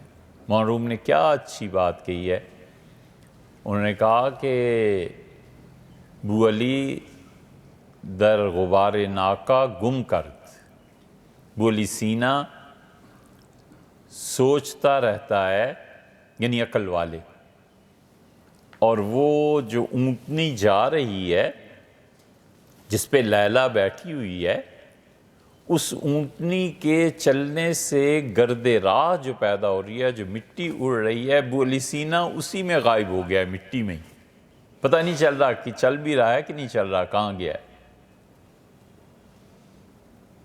اور جو دست مجنو محمل لیلا گرفت، اور جو عاشق تھا صحیح معنی میں مجنو، اس نے لیلا کی بیٹھنے کی جگہ پہ ہاتھ رکھا ہوا ہے۔ لیلا جس محمل میں بیٹھی ہے اس محمل کی گرفت اس کے ہاتھ میں، یہ وہاں تک پہنچ گیا اور یہ ابھی تک یہیں۔ عقل ابھی تک کسی چیز میں گم ہے کہ حضور اقدس صلی اللہ علیہ وسلم کیسے معراج پہ گئے تھے، کیا ہو گیا تھا، مادہ کس طرح اتنی ترقی پا سکتا ہے، اور عشق حضور اقدس صلی اللہ علیہ وسلم کی ایک نگاہ اور ایک جست میں زمین و آسمان اور اس سے بھی بلند، یہ عشق ہے، وہ عقل ہے۔ اس لیے عشق کا اپنا مقام، اس کے اپنے خیالات ہیں، اس کے اپنے مراکز ہیں۔ اسی لیے جو اس کا غلبہ ہوتا ہے نا عشق الہی کا، تو بہت سی چیزیں ایسی ہیں جو عقل کی گرفت میں آ ہی نہیں سکتی، عقل سمجھ ہی نہیں سکتی کہ ہے کیا۔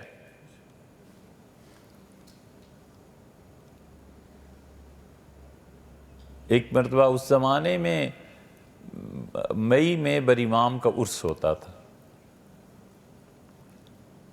تو اب بھی جاتے ہیں گاؤں دیہات میں، ملنگ جاتے ہیں نا ننگے پاؤں مزارات کا سفر۔ تو ایک ہمارے دوست تھے، ان کی طبیعت میں ذرا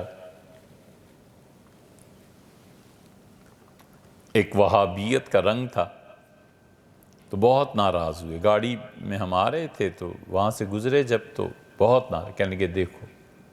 پھر جب انہوں نے گالیاں دینی انہیں شروع کی کہ بے وقوف ہیں، جاہل ہیں، کیسے ہیں، ننگے پاؤں۔ کہ نہ کہو یار، یہ نہ کہو، ٹھیک ہے آپ نہیں مانتے نہ مانو، لیکن کہو نہیں۔ تو بہت عرصہ اس بات کے پیچھے لگے رہے کہ یہ منع کیوں کیا۔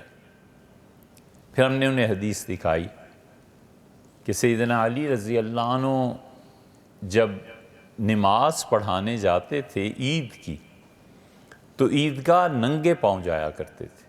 فرماتے تھے کہ میرے پروردگار کی عظمت اور اس کی بلندی اور اس کے جلال کے بیان کرنے کا وقت ہے، اور یہ عیدگاہ اللہ کی نشانیوں میں سے ایک ہے، مناسب یہ ہے کہ میں ننگے پاؤں اس کی خدمت میں حاضری دوں۔ عجیب شکی طبیعت کے ہوتے ہیں۔ یہ حدیث کسی شیعہ نے گھڑی ہوگی، ہم نے کہا جی ہاں، یہ سنیوں کی گھڑی ہوئی بھی دیکھ لو۔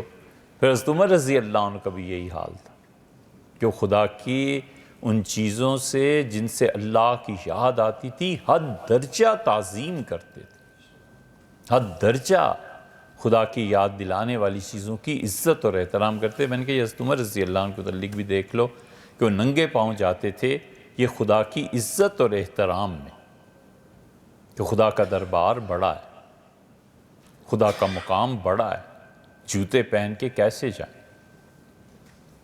اب چپ ہو گئے تو ہم نے ان سے عرض کیا کہ یہ باتیں عقل سے سمجھ نہیں آتی، یہ عشق سے سمجھ میں آتی۔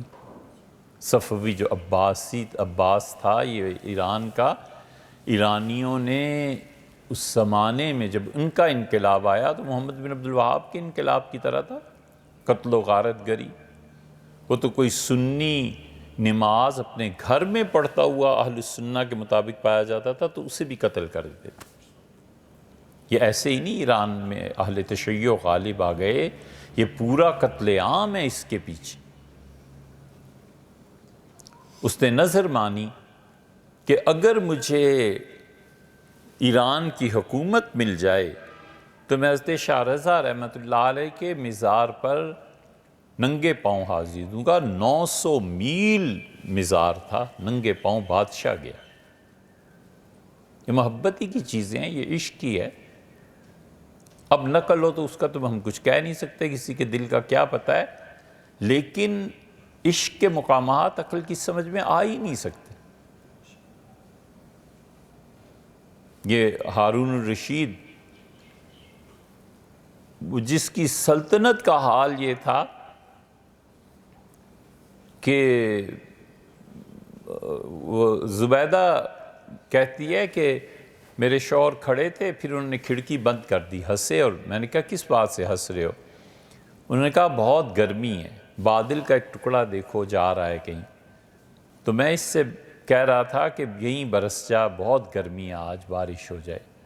پھر میں نے اس سے کہا کہ کہیں بھی جا کے برسو، تمہاری مرضی، لیکن تمہاری اس برسنے سے جو اناج پیدا ہوگا اس اناج کا ٹیکس اور خراج بہرحال میرے ہی خزانے میں آئے گا، کہ جدھر مرضی چلا جا بالآخر تیری بارش نے پیسہ مجھے ہی دینا۔ اتنی بڑی سلطنت۔ علم جو صحیح ہوتا ہے نا، ایک دن گھبرا اٹھے شور کی وجہ سے، کھڑکی کھولی، محل سے جھانکا نیچے، دنیا ہی دنیا، پبلک جمع ہوئی ہے، اس کو بہت ہوئی کہ کہیں میرے خلاف بغاوت تو نہیں ہو گئی، لوگ اتنے کیوں جمع ہیں؟ تو پوچھا اپنے وزیر کو بلا کے کیا ہوا ہے؟ انہوں نے کہا عبداللہ ابن مبارک رحمۃ اللہ علیہ جا رہے ہیں۔ عبداللہ ابن مبارک کا نام حدیث کی کوئی کتاب ہے جس میں عبداللہ کی روایات نہ ہو رضی اللہ رحمہ اللہ۔ ان کا یہ شور کیوں ہوا تھا؟ اگر وہ جا رہے ہیں اور لوگ ان کے پیچھے چل رہے ہیں حدیث سننے کی خاطر، شور کیوں؟ انہوں نے کہا حضرت کو چھینک آ گئی تھی تو انہوں نے الحمدللہ کہا، اور یرحمک اللہ کہنے والے اتنے تھے کہ سارے شہر میں آواز گونجی، سارے محلے۔ یہ ہارون الرشید، اتنی بڑی سلطنت، حج قران کا احرام باندھا رمضان میں، اور شوال ذیقعد، یہ دونوں مہینے اور ذی الحج 2.25 مہینے تک ننگے پاؤں خدا کے حضور میں حاضر ہوا، بیت اللہ میں اور مدینہ منورہ میں، سارا سفر ننگے پاؤں کی۔ یہ عشق ہے نا، اللہ کی ذات کے ساتھ محبت ہی ہے۔ اس کے مقامات اور ہیں، ہر آدمی کی عقل میں آ بھی نہیں سکتے۔ اور دوسری طرف صوفیہ کو چھوڑ کے، یہ صوفیہ جو ہوتے ہیں نا، یہ در حقیقت معرفت نفس رکھتے ہیں۔ یہ مولویوں کے بس کی بات نہیں ہوتی۔ مولوی اللہ کے احکامات کو بیان کرتا ہے، یہ کرو یہ نہ کرو، یہ ان کا بڑا احسان ہے۔ یہ ان کا بڑا احسان ہے مفتیوں کا کہ معاشرے کو منظم رکھتے ہیں، حدود کا اجرا ہوتا ہے، قانون کا نفاذ ہوتا ہے، عدل ہوتا ہے، ان کے اپنے بڑے مقامات ہیں، لیکن جو کام ان کا نہیں ہے وہ نہیں ہے۔ یہ صوفیہ کا بہت بڑا احسان ہے کہ انسانی نفس کی معرفت بس انہیں حاصل ہوتی ہے اور کسی کو حاصل نہیں ہوتی، یہ ان کے لیے قابل فخر ہے۔ انسانی نفس کو یہ سمجھتے ہیں کہ اس نے گناہ یہ کیوں کیا ہے، اس نے یہ نیکی کیوں کی ہے، اس نے یہ اچھائی کیوں کی ہے، اس نے یہ برائی کیوں کی ہے۔ وہ نفس کو توڑنے میں، مجاہدے میں اور اللہ کی طرف لے جانے میں جو کمال رکھتے ہیں نا، وہ کسی کو بھی حاصل نہیں، یہ ان کا فخر ہے۔ امام غزالی رحمۃ اللہ علیہ نے احیاء العلوم میں لکھا ہے،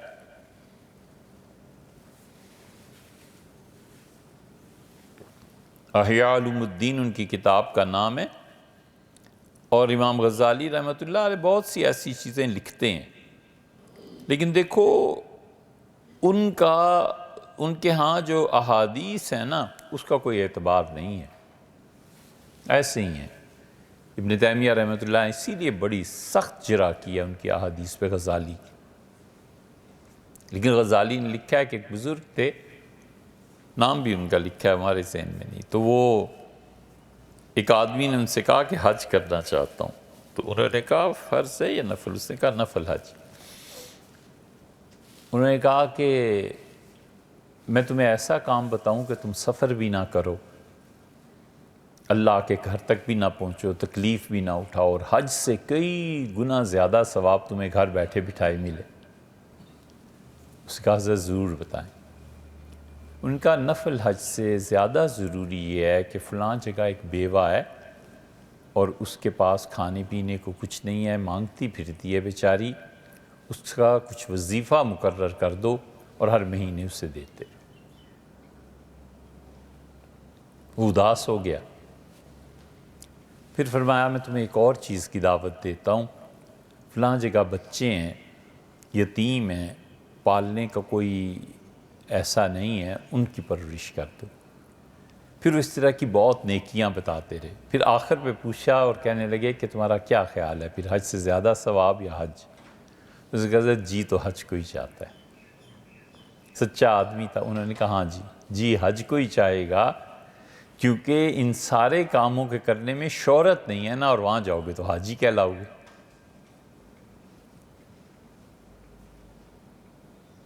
یہ ہے کہ انسان کی عقل اور اللہ سے جو محبت ہے نا، یہ دونوں کے مقامات الگ ہیں.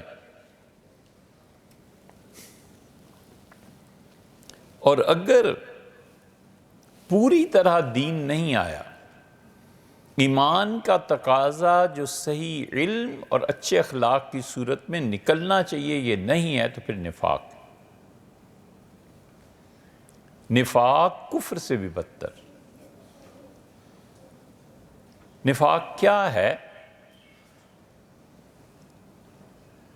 بہت خوبصورت، بہت حسین، بد دماغ عورت کا نام نفاق ہے.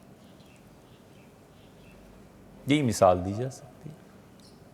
بہت خوبصورت دیکھنے میں، بہت اچھے اخلاق، آئیے تشریف رکھیے یہ اور وہ، اور جوں ہی نظروں سے اوجھل ہوا اور پھر اس کی ساری ہسٹری بیان ہو رہی ہے. بہت خوبصورت خاتون اور ہے بد دماغ، برا مغز. یہی ہے نا نفاق. اور کیا ہے یہ چیز؟ اس لیے اجتماعی طور پہ نیکی سے محبت ہونا اور اجتماعی طور پر معاشرہ ایسا تشکیل پانا کہ طبعی محبت اور طبعی نفرت پیدا ہو جائے، اس حد تک اپنے آپ کو لانا چاہیے تاکہ اللہ کی بندگی انسان کو زندگی کے ہر شعبے میں راہ راست پر رکھے. دل اس کی سمائی دماغ سے زیادہ ہے. دل جو کچھ محسوس کرتا ہے، دل جو کچھ دیکھتا ہے، دل جو کچھ سنتا ہے، وہ دماغ سے بلندتر چیزیں. حضور اقدس صلی اللہ علیہ وسلم نے کئی جگہ فرمایا نا کہ بین النوم والیقظہ، میں سونے اور جاگنے کی درمیان کی کیفیت میں تھا. کئی لوگوں کے ساتھ ایسے ہوتا ہے کہ سونے اور جاگنے کے درمیان کی کیفیت میں کوئی چیز دیکھتے ہیں، یہ خدا کی طرف سے آ جاتی. کوئی آواز سنتے ہیں غیب سے، وہ خدا کی طرف سے رہنمائی ہو جاتی. سونے اور جاگنے کی کیفیت کے درمیان خدا کی طرف سے رہنمائی آ جاتی ہے کہ یہ کرو اور یہ نہ کرو.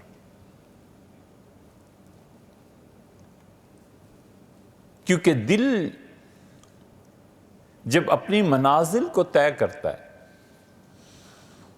دیکھو نفس الگ چیز ہے، روح الگ چیز ہے، دل الگ چیز ہے، دماغ الگ چیز ہے، اور شعور الگ چیز ہے. یہ پانچوں چیزوں کے احکامات بالکل مختلف ہیں. اللہ کبھی بھی روح کو برا نہیں کہتا، کہیں بھی نہیں. امر قرار دیتا ہے. امر اور خلق میں کیا کوئی فرق بیان کرے؟ خلق تدریجاً ہوتی ہے اور امر ایک دم سے ہو جاتا ہے. ہم نے جب ارادہ فرمایا کہ ہم زمین و آسمان کو پیدا کریں، کن ہو جا، آنن فانن سب چیزیں ہو رہی ہیں. یہ امر ہے. عالم امر کو عقل پہنچ ہی نہیں سکتی. عالم امر کی تو بہت دور کی بات ہے، مطلقاً عقل حضیرت القدس تک نہیں پہنچ سکتی. حضیرت القدس اتنے ادب کا مقام ہے کہ پوری کائنات میں اللہ کی ساری مخلوقات میں کہیں بھی اتنا ادب اور احترام نہیں جتنا اس عالم میں ادب اور احترام. حضرت شاہ اللہ رحمۃ اللہ اس پہ بحث کی. حضیرت القدس ایسی جگہ ہے جہاں اللہ کے مقربین فرشتے اور خدا کے کئی بندے نیک، ان کی روحیں وہاں ڈائریکٹ پہنچائی جاتی. اور اللہ کوئی امر نازل ہوتا ہے، اللہ کسی قوم کے متعلق کسی چیز کے متعلق کوئی فیصلہ فرماتے ہیں تو بھیج دیتے ہیں کہ ان کو دکھاؤ، اور فرشتے لے کے وہ آتے ہیں اور تھر تھری مچ جاتی ہے، کپ کپانے لگتے ہیں۔ ماذا قال ربکم، فرشتے خدا کے جلال سے ایک دوسرے سے پوچھتے ہیں کیا کہا تمہارے پروردگار، قالوا الحق، کو کہتے ہیں چھوڑو یار کیا کہا، جو کہا سو سچ کہا۔ وَهُوَ الْعَلِيُّ الْكَبِيرُ، اللہ کی ذات بڑی ہے، خدا کی ذات بڑے احترام عزت کا مقام ہے اس کی۔ اور پھر جب سکون ہوتا ہے تو پھر وہ کہتے ہیں کہ اس قوم کے تباہ کرنے کا فیصلہ ہے، اس کو حکومت دینے کا فیصلہ ہے، یہ ہے۔ وہ اللہ کے فرشتوں پر نازل ہوتا ہے، پھر آسمانی فرشتے، پھر زمینی فرشتے، اور پھر مومن کے دل میں ڈالا جاتا ہے کہ اب یہ ہونے والا ہے، یہ خیر آ رہی ہے اور یہ شر آ رہی ہے۔ جو مشائخ صحیح ہوتے ہیں ان کے دل میں ڈال دیا جاتا ہے کہ یہ اب اس کے ساتھ ہونے والا ہے، اسے بتا دو، یہ نہیں ہوگا اس کو بتا دو۔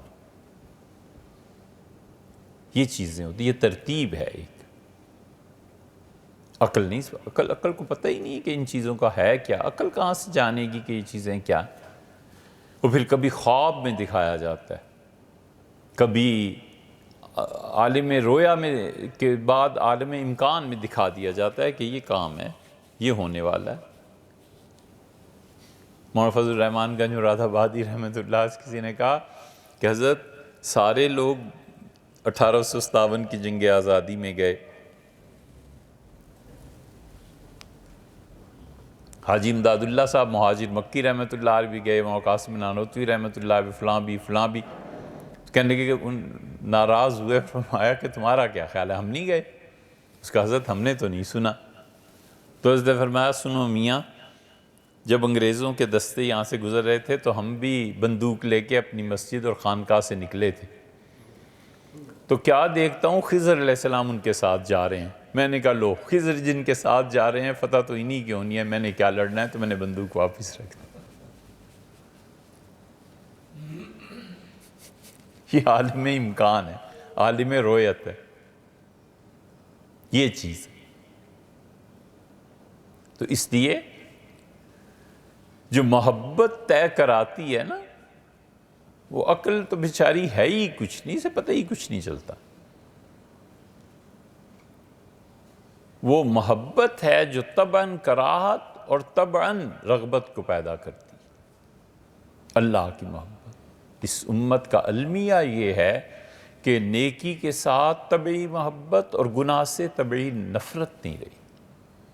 طبعاً آدمی کو نفرت محسوس ہوگا، نہیں یہ غلط چیز ہے، نہیں۔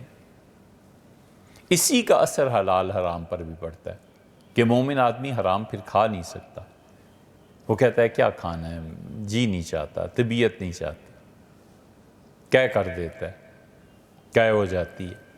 یہ کیا ہے؟ وہ ایمان جس کا لازمی تقاضا اس کے اخلاق اور علم تھا، یہ چیزیں ہو جاتی۔ ایک بات تو یہ ہو گئی۔ دوسری بات ہرگز نہیں کرنا چاہتا، لیکن ظاہر ہے کہ باتیں دنیا میں مختلف جگہ پہ مختلف لوگ سنتے ہیں۔ بھیا بہت اصرار ہے، گلزار صاحب نے فون کیا امریکہ سے، پھر خالد زہیر صاحب ہیں، انہوں نے کئی مرتبہ بات کی، اور ان سب کا خیال یہ ہے کہ ہم یہ بات کہیں کہ جو حالات مدرسے کے ہیں وہ بہت خراب ہیں، اور ان کا خیال یہ ہے کہ ہم بات کریں، لیکن اگر 1000 مرتبہ کہیں تو ہمیں اس بات سے انکار ہے، میں یہ بات کرنا ہی نہیں چاہتا۔ اللہ کو منظور ہے چلتے رہیں گے، خدا کو نہیں منظور تو ہمیں بھی کچھ نہیں ہے، نہیں چلیں گے۔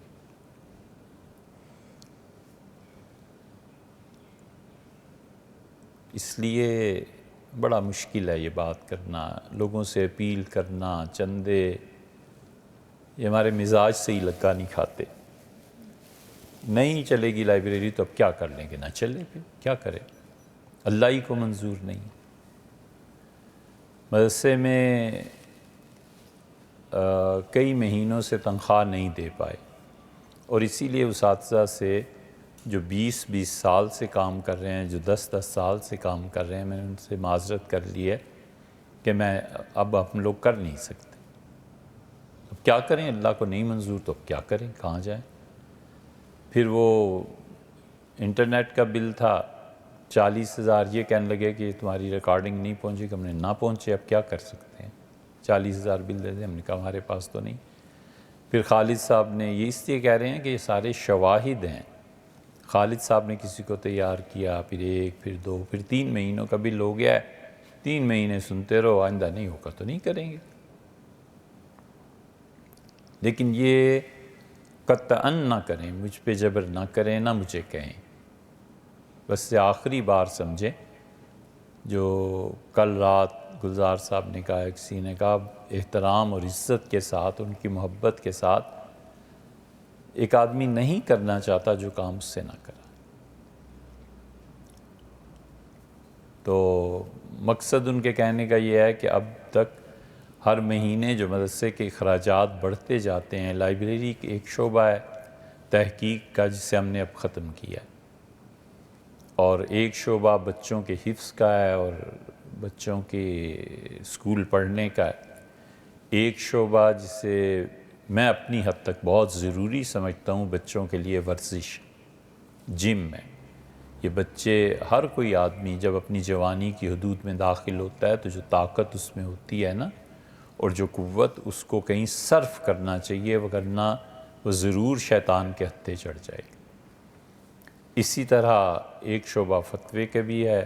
تو یہ مختلف شعبے ہیں جن میں ہر مہینے 5-7 لاکھ کا، اور اب تو اس سے بھی زیادہ نقصان برداشت کرنا پڑتا ہے کہ قرض لے لیں اور ان کو چلائیں۔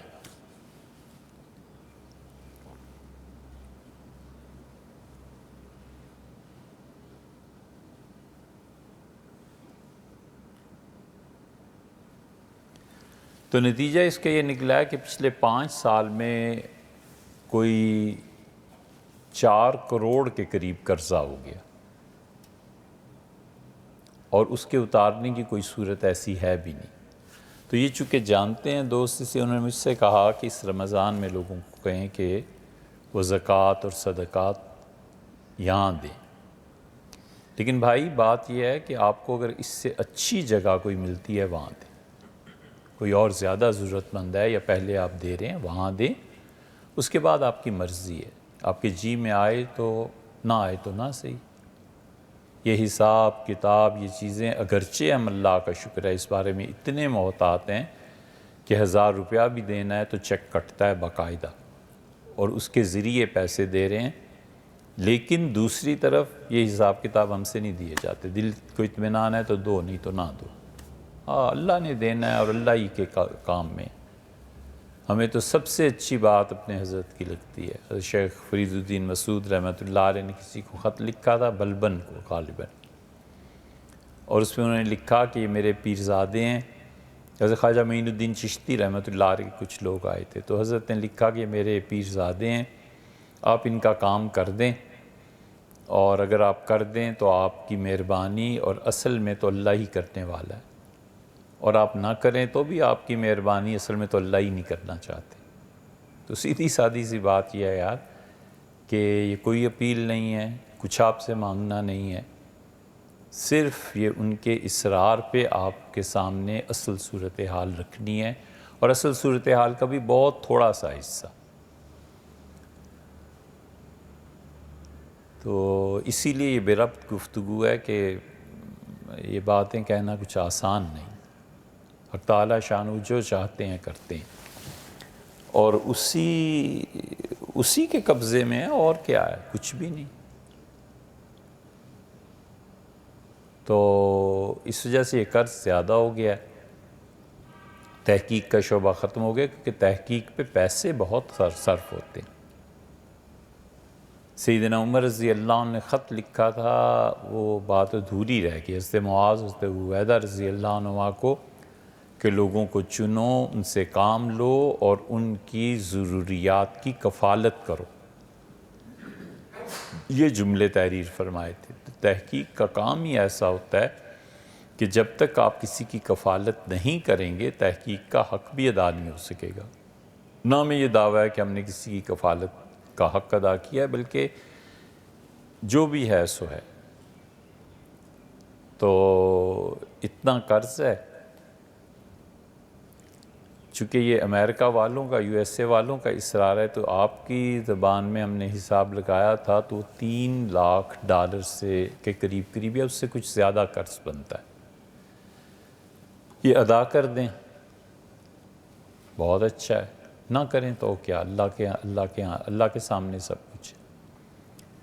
اور دوسری بات یہ ہے جو بڑی سنجیدگی سے غور کرنا چاہیے کہ دنیا بھر سے جن لوگوں نے پیسے ایک یونیورسٹی کی زمین کے لیے بھجوائے تھے، وہ 2.5-3 کروڑ کے قریب خرچ ہوئے، زمین کی رجسٹری ہو گئی، وہ زمین کے کاغذات سارے انٹرنیٹ پہ پڑے ہوئے، آپ انہیں دیکھ لیں۔ اب ہمارا ارادہ بالکل کوئی یونیورسٹی بنانے کا نہیں، کچھ نہیں، لیکن یہ ضرور ہے کہ آپ لوگ اپنی کوئی کمیٹی مقرر کریں، اس زمین کو سنبھال لیں، اسے بیچ لیں، کہیں اور زمین خرید دیں۔ ایسے نہ ہو کہ مسلمانوں کا پیسہ ہے اور غفلت کا شکار ہو جائے۔ ٹھیک ہے نا بھائی؟ باقی ہماری ذات کا جہاں تک تعلق ہے، ہم نے کوئی یونیورسٹی اب وہ بات ہی نہیں رہی، وہ امنگ ہی نہیں رہی۔ تو اللہ کو یاد کریں، سیدھا سادہ جو کام ہے، لیکن اس زمین کو جو 175 کنال ہے، سملی ڈیم کے ساتھ ہے، اس میں کوئی حصہ ہم میں سے کسی کی بھی وراثت کا نہیں۔ یہ نہ ہو کہ کل کوئی کہے کہ فلاں کی وراثت ہے اور فلاں کی وراثت جاری ہوگی، کچھ بھی نہیں۔ اس پورے ملک میں 1 انچ زمین نہیں ہے جو میرے نام ہو، اور 10,000 1,000 بھی نہیں ہے جو میرے نام۔ ٹھیک ہے بھیا؟ تو اس لیے یہ سب چیزیں پبلک کی ہیں، یہ سب چیزیں لوگوں کی ہیں۔ آپ یونیورسٹی بنائیں، اسکول بنائیں، مدرسہ بنائیں، اسباب اور وسائل ہوں گے تو ہوگا، نہیں تو نہیں ہوگا۔ اللہ کو نہیں منظور، تب اللہ تعالیٰ کو نہیں منظور تو کیا لڑنا ہے؟ کیا کرنا ہے؟ ہو جانے ان کا کام۔ لیکن دوستوں کے بہت زیادہ اصرار پہ اور اپنی طبیعت کی بالکل کراہت، پوری کراہت کے ساتھ یہ درخواست کہ آپ لوگ اس کو سوچیں۔ مدد کرنا نہ کرنا وقت تعالی شانو کے قبضے میں ہے، لیکن انجام کیا ہوگا اس کو سوچیں، اور اس کی کوئی قطعاً ذرہ برابر بھی نہیں ہے کہ آپ ہمیں سنیں، یہ ریکارڈنگز ہوں، یہ اسٹوڈیو بنے، یہ چیزیں نہ بنے تو کیا، ختم ہو جائے تو کیا، نہ بولیں تو کیا، اور اسٹوڈیو نہ رہے تو کیا، انٹرنیٹ بند ہو جائے تو کیا، کرنا کیا آخر؟ کچھ بھی نہیں۔ اللہ تعالیٰ اپنی صحیح یاد کی توفیق